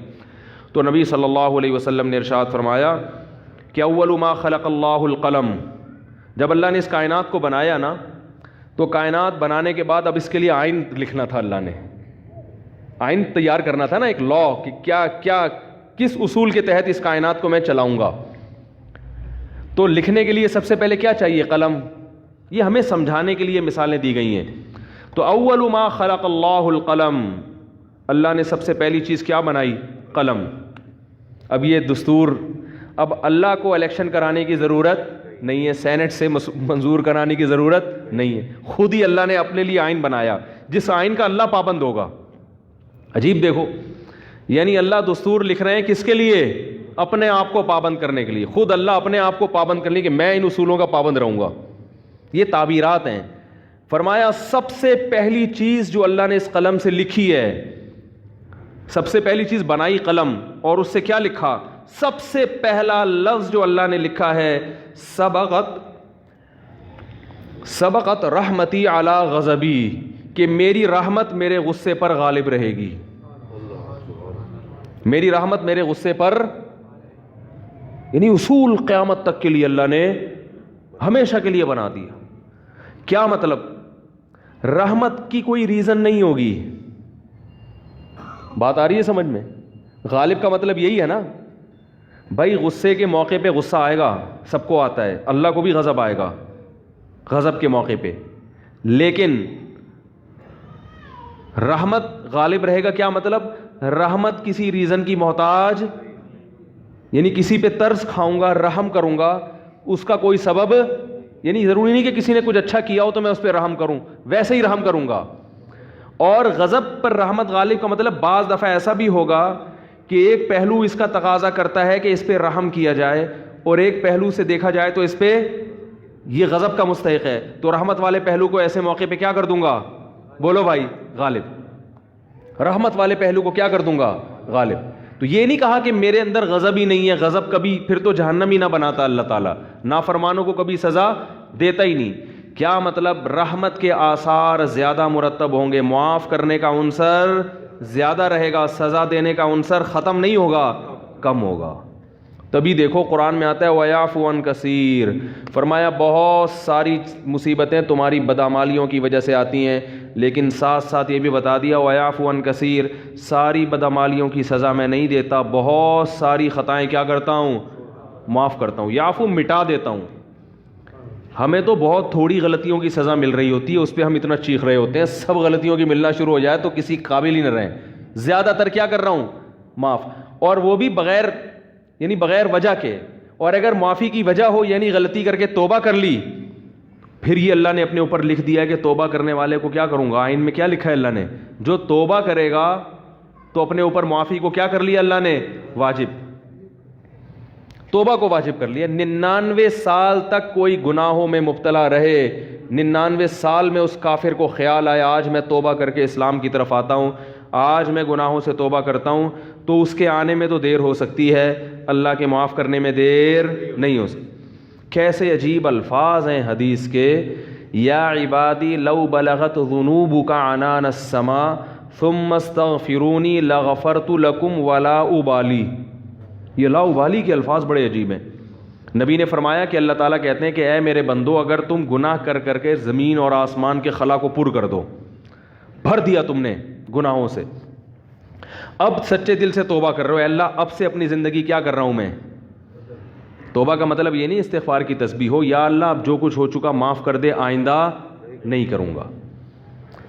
یہ اس جذبے سے جو توبہ کرے گا تو فرمایا معاف کر دوں گا. بس اتنا کافی ہونا چاہیے نا بھائی. بات مکمل ہو گئی. اللہ نے اصول بیان کر دیا کہ اگر زمین آسمان کے خلا کو بھر دیا گناہوں سے, توبہ کر لی تو کیا کر دوں گا؟ معاف. ختم ہو گئی بھائی. ہمیں اصول سمجھ میں آ گیا بھائی, توبہ کا دروازہ موت تک کھلا ہوا ہے, ختم. آگے اللہ کو یہ کہنے کی کیا ضرورت تھی والا ابالی, معاف کرنے میں کسی کی پرواہ نہیں کروں, یہ کہنے کی کیا ضرورت تھی؟ بہت مشکل ہے سمجھانا بھائی. اس الفاظ کا بظاہر کوئی تک بنتا ہے بھئی اللہ کو کیا ضرورت کسی کی پرواہ کی, اور کون ہے؟ اصل بات یہ کہ ممکن ہے بہت سے نیک لوگوں کو اعتراض ہو کہ اللہ ہم 20 سال سے شروع سے ہم نیک ہیں, یہ کمبخت 90 سال تک عیاشی کرتا رہا ہے, اب آ رہا ہے, اب یہ بھی جنت میں, ہم بھی جنت میں, یہ کیا بات ہو بھائی. ممکن ہے فرشتوں کو اعتراض ہو, اے اللہ یہ کیا, یہ تو 2 لفظ توبہ کے تو ہر آدمی بول سکتا ہے بڑے آرام سے بیٹھے بیٹھے ہیں بھائی. مثال کے طور پر ابھی جو کیسز چل رہے ہیں مختلف ہمارے سیاستدانوں پہ, اگر وہ کہتے ہیں ہم معافی مانگتے ہیں قوم کے سامنے, قوم چھوڑے گی؟ بولے یار بھائی اتنے پیسے کھا گئے ہیں, قوم یہی بولے گی نا بھائی یہ کیا مسئلہ ہے, ایسے کیسے معاف کر دیں؟ کیا خیال ہے بھائی؟ یا کسی نے اور جرائم کیے ہوں, بہت سارے کیسز چل رہے ہوں, وہ 2 لفظ بولے معاف کر دو, تو عجیب بات ہے کہ معافی مانگنے کے لیے بھی یہ لوگ تیار نہیں ہوتے. تو لیکن اللہ کیا کہہ رہے ہیں کہ زمین اور آسمان کے خلا کو بھر دیا ہو گناہ, تھک گیا ہو گناہ کر کر کے, اور پھر مجھ سے معافی مانگے. معافی کا وہ مطلب جو میں بیان کر رہا ہوں, آئندہ نہیں کروں گا, بس اب میری زندگی بولو بھائی چینج, ختم, اب میں چینج ہو رہا ہوں.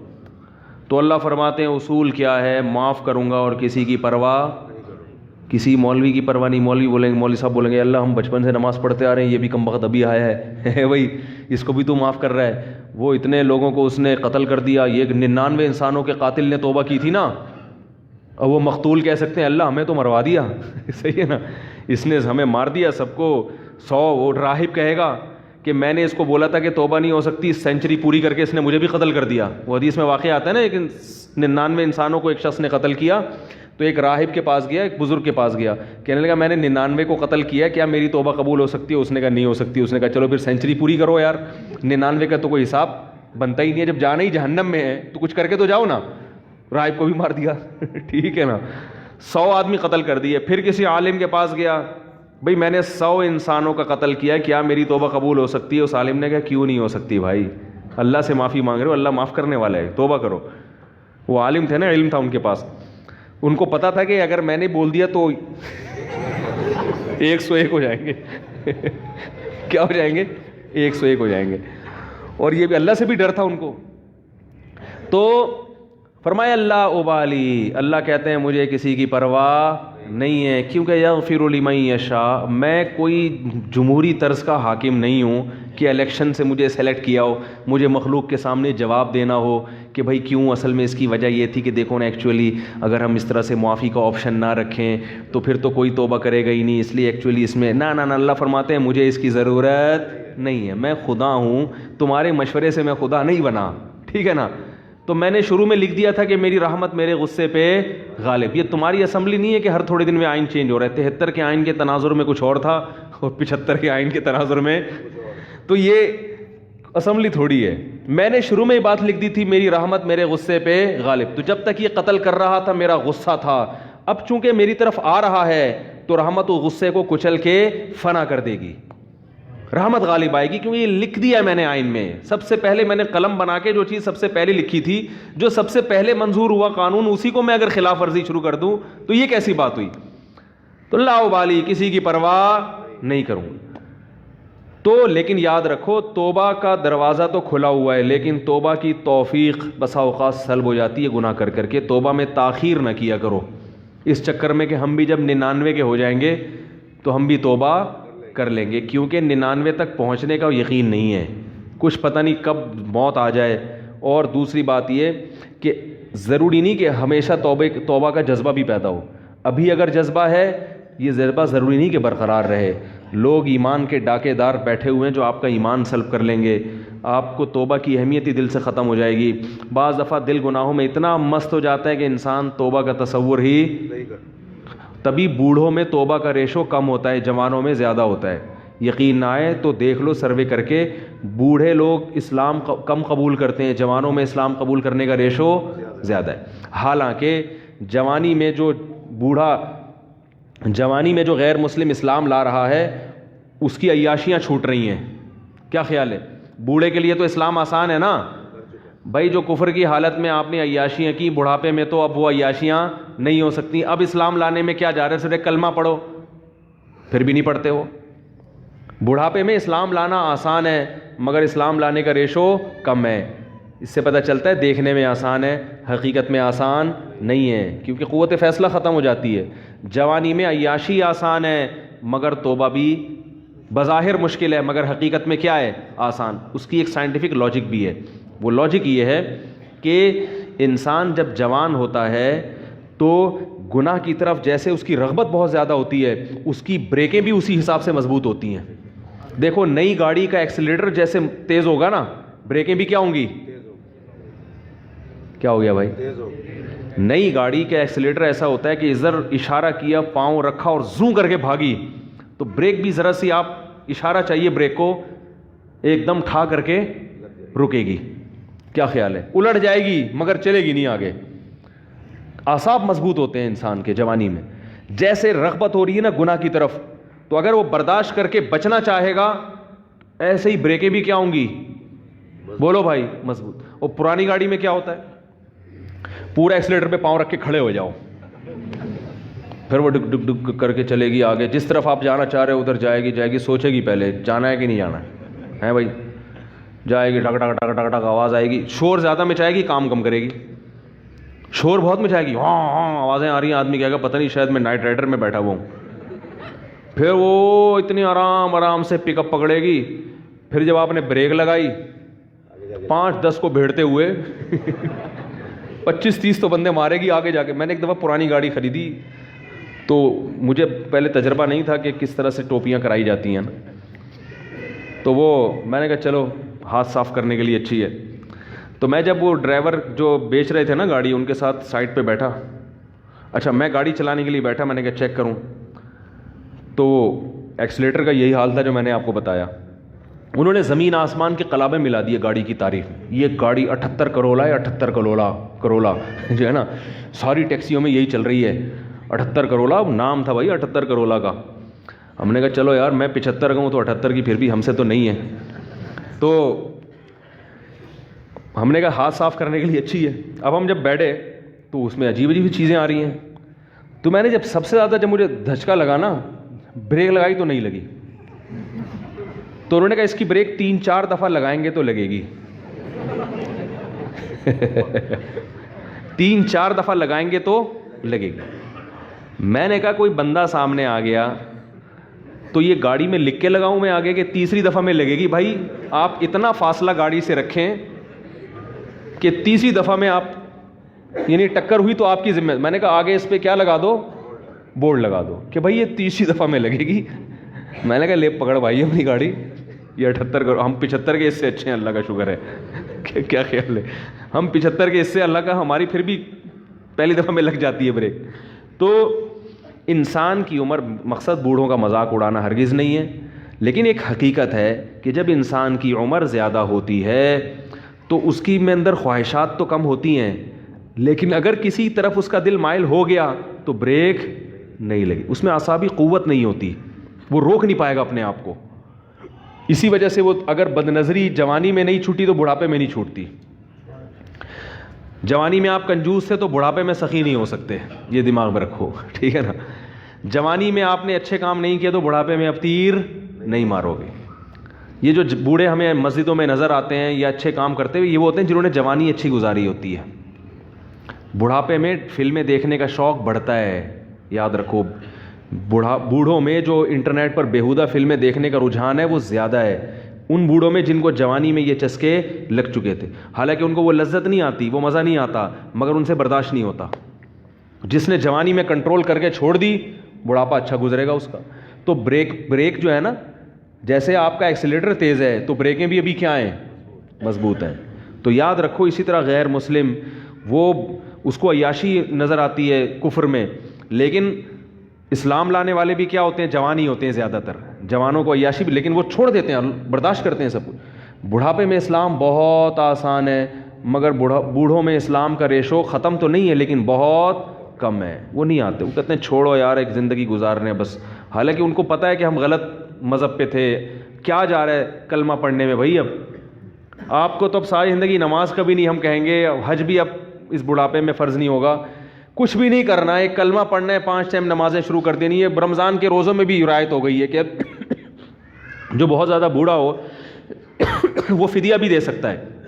کچھ بھی نہیں کرنا، کلمہ پڑھنا ہے اور اسی گھر میں رہ لو. یہ تھوڑی کہہ رہے خاندان کو چھوڑ کے جاؤ، لیکن ایک کلمہ زبان سے نہیں نکلے. وہ قوت فیصلہ ختم ہو گئی، کانفیڈنس ختم ہو گیا، وہ ذرا سی بھی مخالفت برداشت کرنے کی صلاحیت نہیں رہی. تو اس لیے اس امید پر کہ اللہ 99 سال میں توبہ قبول کرتا ہے، 99 کا انتظار مت کرو. اور ایک بات یہ بھی رکھو کہ توبہ تو قبول ہوگی مگر وہ مقام نہیں ملے گا جو اس شخص کا ہے جو شروع سے دین پہ چلتا آ رہا ہے. سمجھ میں آ رہی ہے بات؟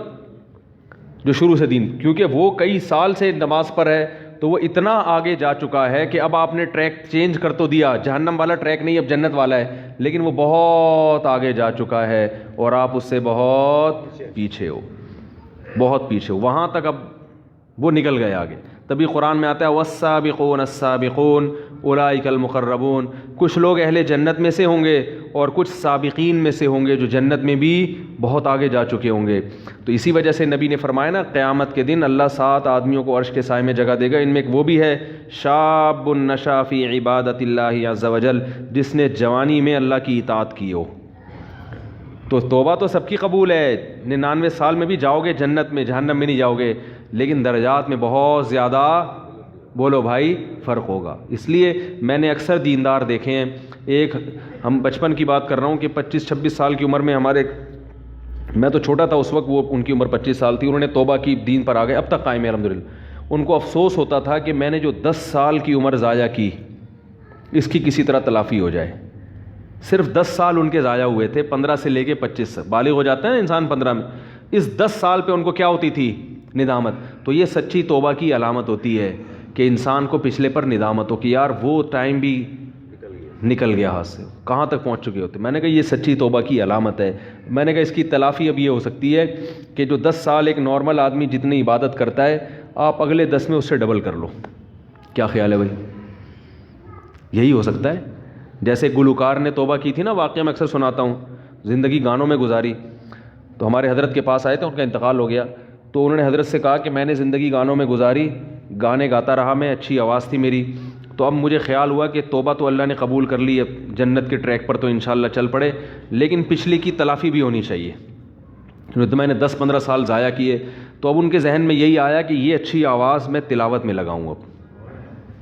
کیا خیال ہے؟ تو اس طرح کے جو لوگ تلافی کرتے ہیں, اولئک یبدل اللہ سیئاتہم حسنات, قرآن کہتے ہیں اللہ ان کی گناہوں کو نیکیوں میں تبدیل کر دیتے, تو ان کی تلافی ہوتی ہے, یہ بھی اسی مقام تک پہنچ جاتے ہیں. تو پھر کچھ ایسا کرنا پڑتا ہے, نہیں تو چلو جنت میں مل گئی, بڑی بات ہے یار, 99 سال میں اتنی بدماشی اللہ معاف کر دے, وہ درجات نہ ملے, جنت چھوٹا سا کھانچا بھی مل گیا جنت کا, اور کیا, ایک آدھ حور بھی مل گئی. کیا خیال ہے؟ ایک آدھ حور بھی مل گئی تو بھی سستا سودا نہیں ہے, بہت اچھا سودا ہے یہ. تو اللہ تعالیٰ ہم سب کو اپنی رحمت کا مستحق بنائے. یہ جو بات تھی ادھوری رہ گئی ہے کہ جب اللہ رحمت ہے اس میں اتنی, تو ہمیں ڈراتا کیوں ہے؟ تو اصل میں اللہ اپنے آپ سے نہیں ڈراتا, اپنی نافرمانی سے ڈراتا ہے کہ جو اتنا رحیم ہے, اتنا کریم ہے, وہ معاف کرے گا, لیکن ہر چیز کی ایک لمٹ ہوتی ہے. اس لمٹ سے آگے کراس کرو گے تو پھر اس کا غضب جوش, کیونکہ غضب ختم نہیں ہوا ہے اس میں, اس لیے اللہ ڈرا رہا ہے کہ اللہ کی نافرمانی سے ڈرو. یخشون ربہم بالغیب, جو اپنے رب سے بغیر دیکھے ڈرتے ہیں. کیا مطلب؟ رب کی نافرمانی سے ڈرتے ہیں, گناہ سے ڈرتے ہیں. تو ہمیں رب سے محبت کرنے کا حکم ہے, ڈرنا ہے رب کی نافرمانی سے. سمجھیں, یعنی اللہ نافرمانی پہ سزا دیتا ہے, تو رب سے تو محبت کی جاتی ہے, اللہ کے قرب حاصل کیا جاتا ہے. تبھی اہل اللہ کو نمازوں میں مزہ آتا ہے, کیونکہ وہ اللہ سے قریب ہو جاتے ہیں نا نماز میں, تلاوت میں مزہ آتا ہے ان کو. تو ہمیں اللہ سے محبت کا حکم ہے, لیکن ڈرنا وہاں ہے جہاں اللہ کی نافرمانی ہو رہی ہے. اللہ تعالیٰ سے دعا ہے اللہ تعالیٰ سمجھنے کی, عمل کی توفیق عطا فرمائے. جلدی جلدی سوالات ہیں, نمٹا دوں میں. ہمارے خاندان میں بہت بڑا مسئلہ ہے. بھائی میرا اسٹائل اسی طرح سوال پڑھنے کا, میں اسٹائل چینج نہیں کر سکتا. لوگ کہتے ہیں پتہ نہیں کون سے اسٹائل سے سوال پڑھتے ہو. چاچا اور ماموں کے یہاں کوئی مسئلہ ہو جائے تو میری والدہ کہتے ہیں رات کو, والدہ کہہ رہی ہیں کہ اپنی بیوی کو چھوڑ دو, ان کے گھر میں ان کے خلاف ہو گئی. والدہ نے مجھ سے کہا اور میں, شاید پھر والدہ کہتے ہیں تم کو اپنا حق نہیں, آپ مجھ سے پتہ نہیں یار کیا کر. بھائی اماں اگر کہہ رہی ہیں بیوی کو چھوڑ دو تو کسی کے سامنے پورے حالات رکھیں کہ کیوں چھوڑ دو, کیا بیوی میں کیا ٹیکنیکل فالٹ کیا ہے, سمجھ رہے ہو نا. اماں کو بولیں اماں اگر ہماری بہن کسی کے گھر میں جائے اور آپ کی بیٹی کی ساس کہے آپ کے داماد کو کہ بیٹی کو چھوڑ دو, تو آپ یہ کہیں گی کہ اماں ابا کے حقوق پر بیان کریں گی؟ آپ بولیں گے کیوں چھوڑ دو. تو دوسروں کے لیے جو پسند کرتے ہو وہی, تو چھوڑنا چھاڑنا آسان نہیں ہے, اس کے بہت زیادہ نقصانات ہوتے ہیں. طلاق تو ایک انتہائی آخری آپشن ہے کہ جب خودکشی کی نوبت آ رہی ہو, ڈپریشن کے مریض بن رہے ہوں, ایسی صورت میں ہے طلاق. تو ورنہ اگر زیادہ نہیں بن رہی تو الگ رکھنا چاہیے بیوی کو ماں سے. ایک واقعہ ہے کہ صحابی قیصر بادشاہ کے پاس گئے تھے, تو اس سے 3 تصاویر نکال کر دکھائیں. پوچھا تھا کہ کس کی تصویر ہے. صحابی نے فرمایا تھا کہ ان میں ایک آپ صلی اللہ علیہ وسلم کی, حضرت عمر کی, حضرت ابوبکر کی. میرے علم میں ایسا واقعہ کوئی نہیں ہے. تصویر تو صحابہ نہیں استعمال کرتے تھے. کیا نماز میں قرآن سے دیکھ کر تلاوت کرنا ٹھیک ہے؟ نہیں, صحیح نہیں ہے. جنت میں جو بھی مر جائے گا شادی شدہ, اسے اس کی بیوی ملے گی, حوروں کی سردار. کنواروں کو کیا ملے گا؟ کنواری لڑکی کو اللہ کسی سے نکاح کرا دیں گے. اللہ کے ہاں آدمیوں کی کمی, جنت میں بھی کافی لوگ جائیں گے, وہ 4 آدمی کے علاوہ بھی لوگ جائیں گے. صحیح ہے نا, بہت سے لوگ جائیں گے جنت میں انشاءاللہ. تو قرآن کہتا ہے ثلۃ من الاولین و ثلۃ من الآخرین، بہت سے لوگ پچھلے لوگوں میں سے صحابہ تابعین میں سے ہوں گے اور بہت سے آخرین میں سے بھی ہوں گے، تو بہت سے لوگ جنت میں جائیں گے انشاءاللہ۔ ابھی اچھے لوگ مارکیٹ میں شارٹ تو ہوئے، ختم نہیں ہوئے، صحیح ہے نا؟ تو جو یوٹیوب پہ جس قسم کے فرقہ وارانہ کلپ آ رہے ہیں اس سے تو لگتا ہے 4 آدمی کے سوا سب مشرک ہیں، سب کافر ہیں، سب گمراہ ہیں، کسی کے سب ہی ایسے ہی ہیں۔ تو قرآن سے پتہ چلتا ہے کہ ہاں جو سابقین ہیں نا، جو اعلیٰ جنتوں میں، وہ قرآن کہہ رہا ہے ثلۃ من الاولین، بہت سے پچھلوں میں صحابہ تابعین میں تو بہت ہوں گے، لیکن آخری زمانے میں آنے والے لوگ ان میں بہت تھوڑے ہوں گے، جو سابقین میں کہ بہت آگے بڑھنے کی کوشش کرتے ہیں وہ شارٹ ہوں گے۔ شارٹ تو وہ بھی ہیں لیکن وہ بہت زیادہ شارٹ ہوں گے۔ اگر کوئی عشاء پڑھ کے بڑے بغیر سو جائے پھر آدھی رات کو آنکھ کھلے تو عشاء کے بعد بغیر دوبارہ سوئے تہجد پڑھ سکتے ہیں؟ عشاء پڑھے بغیر سونا مکروہ ہے، بری بات ہے، اور آدھی رات تک عشاء کو مؤخر کرنا آدھی رات کے بعد یہ بھی مکروہ ہے۔ تو اس لیے عشاء آدھی رات سے بہرحال بلکہ 1/3 رات تک عشاء لازمی پڑھ لیا کریں، اور تہجد عشاء کے بعد ہی ہوتی ہے، عشاء سے پہلے نہیں ہوتی۔ تہجد کے لیے سونا ضروری نہیں ہے، سوئے بغیر بھی ہو سکتی ہے، مگر سنت طریقہ یہ ہے کہ پہلے نیند کی جائے پھر تہجد پڑھی جائے۔ سمجھ رہے ہیں کہ نہیں؟ سنت طریقہ ہے، بغیر سوئے تہجد ہو تو جائے گی مگر وہ ثواب نہیں ملے گا جو سونے کے بعد اٹھنے پر ہے۔ میزان بینک میں نوکری کے سلسلے میں عرض فرما دیں جائز ہے یا ناجائز ہے؟ گھر والوں اور دوست احباب کو کس طرح مطمئن کیا جائے اسلامی بینکنگ کی طرح؟ بھائی جائز ہے، مطمئن کرنے کے لیے 1 سال کا پورا کورس کریں جو ہم نے پورا میزان بینک میں ریسرچ کی ہے، تحقیق کی ہے۔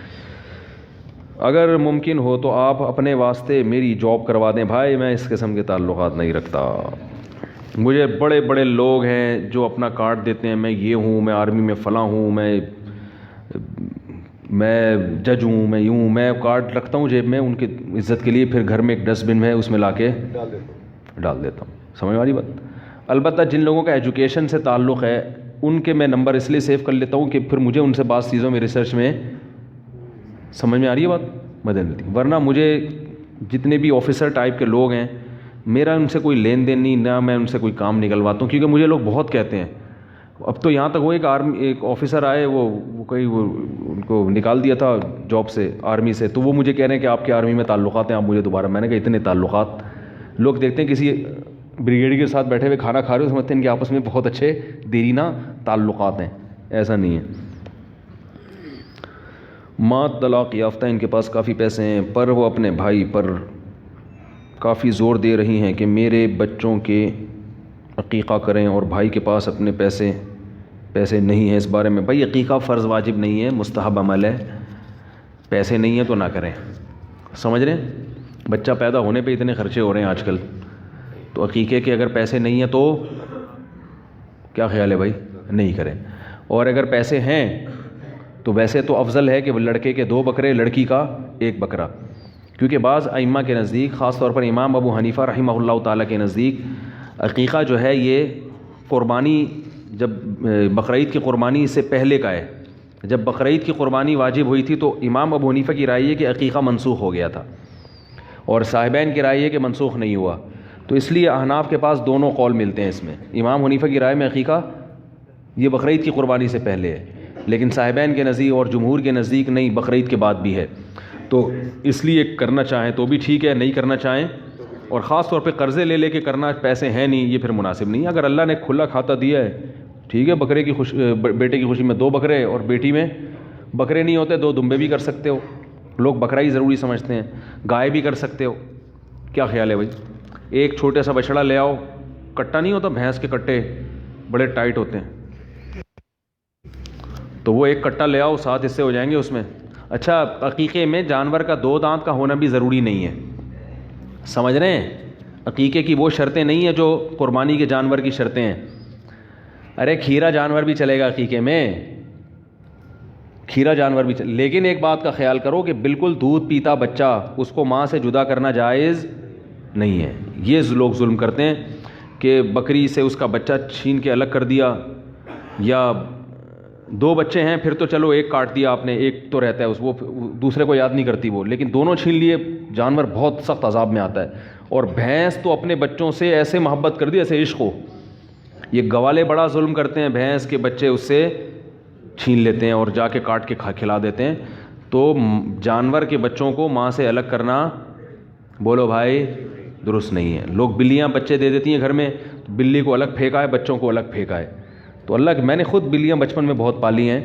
اتنے موٹے موٹے آنسوؤں سے بلی روتی ہے اگر اس کا بچہ گم جائے, کئی دن تک روتی رہتی ہے, کئی دن تک چیختی رہتی ہے. تو تھوڑا سا تو دل ہونا چاہیے نا سینے کے اندر. تو اللہ نے یہ نیچرل محبت رکھی ہے, یہ بہت زیادہ, یہ قدرت کی طرف سے. ہمارے گھر میں ایک بلی تھی, ہم نے پالی ہوئی تھی, اس کا ایک چھوٹا سا بچہ تھا, وہ مر گیا. تو ہم نے اٹھا کے پھینک دیا. اب وہ جو اس کی ماں آتی تھی روزانہ ایک مخصوص آواز نکال کے تلاش کرتی تھی نا اس کو, بچے کو. ایک ہی تھا, اگر زیادہ ہونا تو اتنا مسئلہ نہیں ہوتا, جانور کو نہیں پتہ ہوتا کہ کتنے ہیں, صحیح ہے نا, وہ اس کو پتہ ہے میرے بچے ہیں. تو ایک بھی جب تک زندہ رہتا ہے نا وہ یہ سمجھتا ہے یہی ٹوٹل ہیں, لیکن وہ بھی غائب ہو گیا تو پھر وہ جانور پاگل ہو جاتا ہے. تو یہ اللہ نے محبت رکھی ہے, تو اس لیے تمام فقہاء نے کا اس پر یعنی لکھی ہے یہ بات فقہاء کرام نے کہ یہ مکروہ ہے, ناپسندیدہ عمل ہے, جائز نہیں ہے یہ. تو اس لیے کٹا کوئی ایسا ہو کہ وہ تھوڑا سا تمیز والا کٹا ہو ٹھیک ہے نا, تو اس کو کاٹ کے کھا جائے عقیقے میں. 7 بچوں کا کیا ہو جائے گا. عقیقہ رکھا کیوں ہے شریعت نے؟ فیملی پلاننگ والوں کو سمجھانے کے لیے کہ بچے کی پیدائش ایک نعمت ہے, لہذا اس میں بکرا بھی کٹے گا اور کھانا بھی کھائیں گے, چاہے 8واں بچہ ہو یا 18واں بچہ. ابھی ایک پنجاب یونیورسٹی کے بہت بڑے پروفیسر مجھ سے لاہور میں اسپیشل ملنے کے لیے آئے, بیانات سنتے ہیں. وہ 30-32 سال سے زیادہ عرصہ ہو گیا وہ پنجاب یونیورسٹی میں لیکچر دے رہے ہیں. تو کتنے سینئر لیکچرار ہوں گے نا, اور پی ایچ ڈی ڈاکٹر بھی ہیں, انوائرمنٹ میں انہوں نے پی ایچ ڈی کیا ہوا ہے. میں نے پہلے ان سے کوالیفیکیشن, ان کا نمبر میں نے سیو کیا کیونکہ ایسے پڑھے لکھے لوگوں سے آدمی کو بہت فائدہ ہوتا ہے نا, معلومات ملتی ہیں. تو انہوں نے بتایا کہ آپ کے جو بیانات ہوتے ہیں نا کہ بچے کی ولادت سے عورت کی صحت اچھی ہوتی ہے, یعنی یہ عورت کی صحت کے لیے ضروری ہے, حمل روکنا نقصان دہ. انہوں نے کہا میں اپنی ماں کا 17واں بچہ ہوں, اپنی والدہ کا 17واں بچہ ہوں. 13 سال میں والدہ کی شادی ہوئی تھی, 17واں بچہ ہوں, اور میری والدہ 80 سال کی عمر میں بھی گھر کے سارے کام کاج کرتی تھیں. ان کی ریسرچ ہے. مجھے تو آپ کہہ سکتے ہیں مولوی آدمی ہوں, میں نے بھی ریسرچ ہی پیش کی تھی نا. تو یہ گراؤنڈ ریئلٹی ہے جو میں یہاں بیٹھ کے بیان کر رہا ہوں. نسل روکنے سے عورت کی صحت خراب ہوتی ہے. عورت کو اللہ نے ایک بہت سارے کاموں میں ایک کام یہ بھی ہے کہ وہ نسل بڑھائے, تو اس فطرت کی تکمیل کرے گی. وقتی نقصان ضرور ہوتا ہے, جیسے میں نے اس کی مثال دی تھی نا, آپ جاگنگ کر رہے ہوں تو آپ ہوا ایک دم سانس پھول جائے گا اور کمزوری بھی آئے گی, چکر بھی آ سکتے ہیں. اب اس چکر کو, کمزوری کو دیکھ کر کوئی یہ کہے کہ جاگنگ کرنا صحت کے لیے نقصان دہ ہے, تو پاگل ہے وہ. بھائی یہ تو وقتی طور پر ہوگی, اب کھاؤ پیو صحت مند ہو جاؤ گے. کوئی آدمی جم خانے سے آیا اور آ کے پڑ گیا, جم میں اس نے ڈنڈ پہلے تھے, ورزش کی تھی, اب آپ کو یہ ہوتا ہے جم جانے سے اٹھا نہیں جا رہا اس کمبخت سے تو اپنے گھٹنوں سے. تو بھائی اب خوراک کھاؤ, آرام کرو تو ریکوری ہوگی تو پہلے سے زیادہ. تو اسی طرح عورت کی اچھی خاصی انرجی سرو ہوتی ہے بچے کی ولادت میں. وقتی طور پر بہت نقصان ہوتا ہے اس کو, وقتی ہوتا ہے, پھر وہ کھائے گی, خوراک ملے گی اس کو, تو پھر وہ پہلے سے زیادہ صحت اچھی ہوگی اس کی, موٹاپا نہیں آئے گا, بہت سارے فائدے ہیں, عمریں لمبی ہوتی ہیں. پہلے یہ دادیوں نانیوں کی عمریں لمبی ہوتی تھیں, لوگ کہتے ہیں خوراک پہلے اچھی تھی. اب بھائی خوراک اچھی کھا لو, کس نے کہا ہے کہ گندی خوراکیں کھاؤ؟ آج بھی اچھی خوراکیں ملتی ہیں, جاؤ کھاؤ آپ بیٹھ کے. کس نے کہا ہے پیزا برگر کھاؤ؟ پیزا برگر کھاؤ گے تو کچھ بھی کر لو, نسل روکو یا نہیں روکو, آپ کی صحت برباد. اللہ نے جو چیز پیدا کی ہے نا, جو بھی چیز قدرت نے, اس کے اندر ایک سائن رکھا ہوا ہے, ایک علامت ہے. دیکھو اخروٹ دماغ کے لیے بہت مفید ہے یا نہیں؟ کسی بھی ڈاکٹر سے پوچھو, کسی بھی حکیم سے پوچھو, اخروٹ دماغ کے لیے, یعنی ڈرائی فروٹ میں اخروٹ سے بہتر دماغ کے لیے کوئی چیز نہیں ہے. پوری دماغ جیسی شکل اللہ نے اس کی بنائی ہے. کیوں؟ سائنس نے اب ترقی کی ہے. تو یہ ہزاروں سال پہلے قدرت نے اخروٹ کی شکل ایسی بنا دی کہ اس میں میسج دے دیا کہ یہ بالکل کیا ہے, دماغ ہے, تو دماغ کو صحیح کرنا ہے تو یہ کھا لو. نہیں آ رہی بات میرا خیال ہے. یہ قدرت نے نا کچھ سائن علامتیں رکھی ہوئی ہیں بہت ساری چیزوں میں. اخروٹ کھوپڑی ہوتی ہے بالکل, اور اندر سے بالکل ایسے رکھا ہوا ہوتا ہے یوں کر کے, دو مغز جیسے انسان میں 2 مغز ہوتے ہیں نا, ایسے بالکل ایسے ہوتے, اور اس میں لائنیں بھی, نسیں بھی نظر آئیں گی دماغ جیسی. دماغ کے لیے بہترین. بادام آنکھوں کے لیے اچھا ہے, بالکل آنکھ کی شکل کا ہوتا ہے. یہ جو آپ کا لوبیا ہے یہ کڈنی ہے, شکل کیسی ہے اس کی؟ بالکل گردہ ہوتا ہے, گردوں کے لیے اچھی چیز ہے. تو بہت ساری چیزیں ایسی ہیں. تو میں کہتا ہوں یہ جو پیزا ہے نا, یہ برگر کی طرح ہوتا ہے. تو کھاؤ گے تو کیا بن جاؤ گے؟ برگر بن جاؤ گے. آپ کو اچھا موٹے تازے ہو جائیں گے, تو برگر کی طرح ڈبو گے, کوئی پچکائے گا تو پچک بھی آسانی سے جاؤ گے. پیزا موٹا تو ہوتا ہے مگر پچکا ہوا ہوتا ہے, دباؤ گے تو کیا ہوگا. برگر بھی یوں کرو گے, روٹی کو دباؤ تو روٹی کو دبتی نہیں ہے, چبانا پڑتا ہے تمیز سے. آئی بات سمجھیں, جس کے دانت نہیں ہے وہ روٹی کھا نہیں سکتا, برگر کھا لے گا چائے میں ڈبو کے, کیونکہ ڈبو کے کھانے کا اپنا مزہ ہے. وہ سنا ہے نا لطیفہ, بہت لوگ پرانا ہو گیا, جلدی سے سنا دوں آپ فریش ہو جائیں گے. وہ ایک آدمی کسی کے یہاں رشتہ, بیان ختم ہو گیا, جو جانا چاہیں جا سکتے ہیں. ایک آدمی کسی کے گھر میں رشتہ لینے کے لیے گیا, تو وہ لڑکی کے ابا نے نا, جو لڑکا آیا تھا رشتہ لینے کے لیے, اس کے سامنے چائے اور بسکٹ رکھ دیے. اب وہ لڑکا وہ ڈبو کے کھا رہا ہے نا, تو لڑکی کے والد نے بولا کیا ہے, اس کو تو تمیز نہیں ہے کھانے کی, تو انکار کر دیا رشتے کا. اب لڑکے کو بڑی شرمندگی بھی, بہت افسوس ہوا یار یہ کیا ہو گیا, اور پتہ بھی تھا کہ کیوں انکار کیا. تو باہر نکل کے لڑکی کے ابا سے کہتے ہیں رشتے کا آپ نے انکار کر دیا, افسوس تو بہت ہوا مگر ڈبو کے کھانے کا اپنا ہی مزہ ہے. ڈبو کے کھانے کا اپنا ہی مزہ ہے, وہ تھوڑی چھوڑیں گے ہم. اور حقیقت ایسے ہے, حقیقت ہے, چائے بسکٹ رکھے ہو نا, میرا اپنی ظاہر بھی ہے کہ ڈبو کے کھانے کا شرم تو آ رہی ہوتی ہے انسان کو, لیکن جو مزہ آتا ہے ڈبو کے کھانے میں, وہ بغیر پاپے جتنا ڈبو کے کھانے میں مزہ آتا ہے.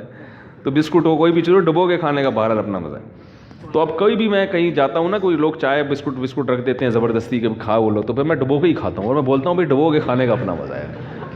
آپ کو لگے گا مفتی صاحب کیا کر رہے ہیں, بھائی ہم آپ کی وجہ سے مزہ تھوڑی چھوڑ سکتے ہیں. تو برگر جو ہے نا, برگر ڈبو کے کھاؤ یا بغیر ڈبو کے کھاؤ, جیسے بھی کھاؤ گے کیا بن جاؤ گے, برگر جیسے بن جاؤ گے. تو روٹی کھایا کرو, صحیح ہے, ڈبل روٹی نہیں کھایا کرو. اللہ تعالیٰ سمجھنے کی عمل کی توفیق عطا فرمائے. سبحانک اللہم و بحمدک نشہد ان لا الہ الا انت نستغفرک و نتوب الیک.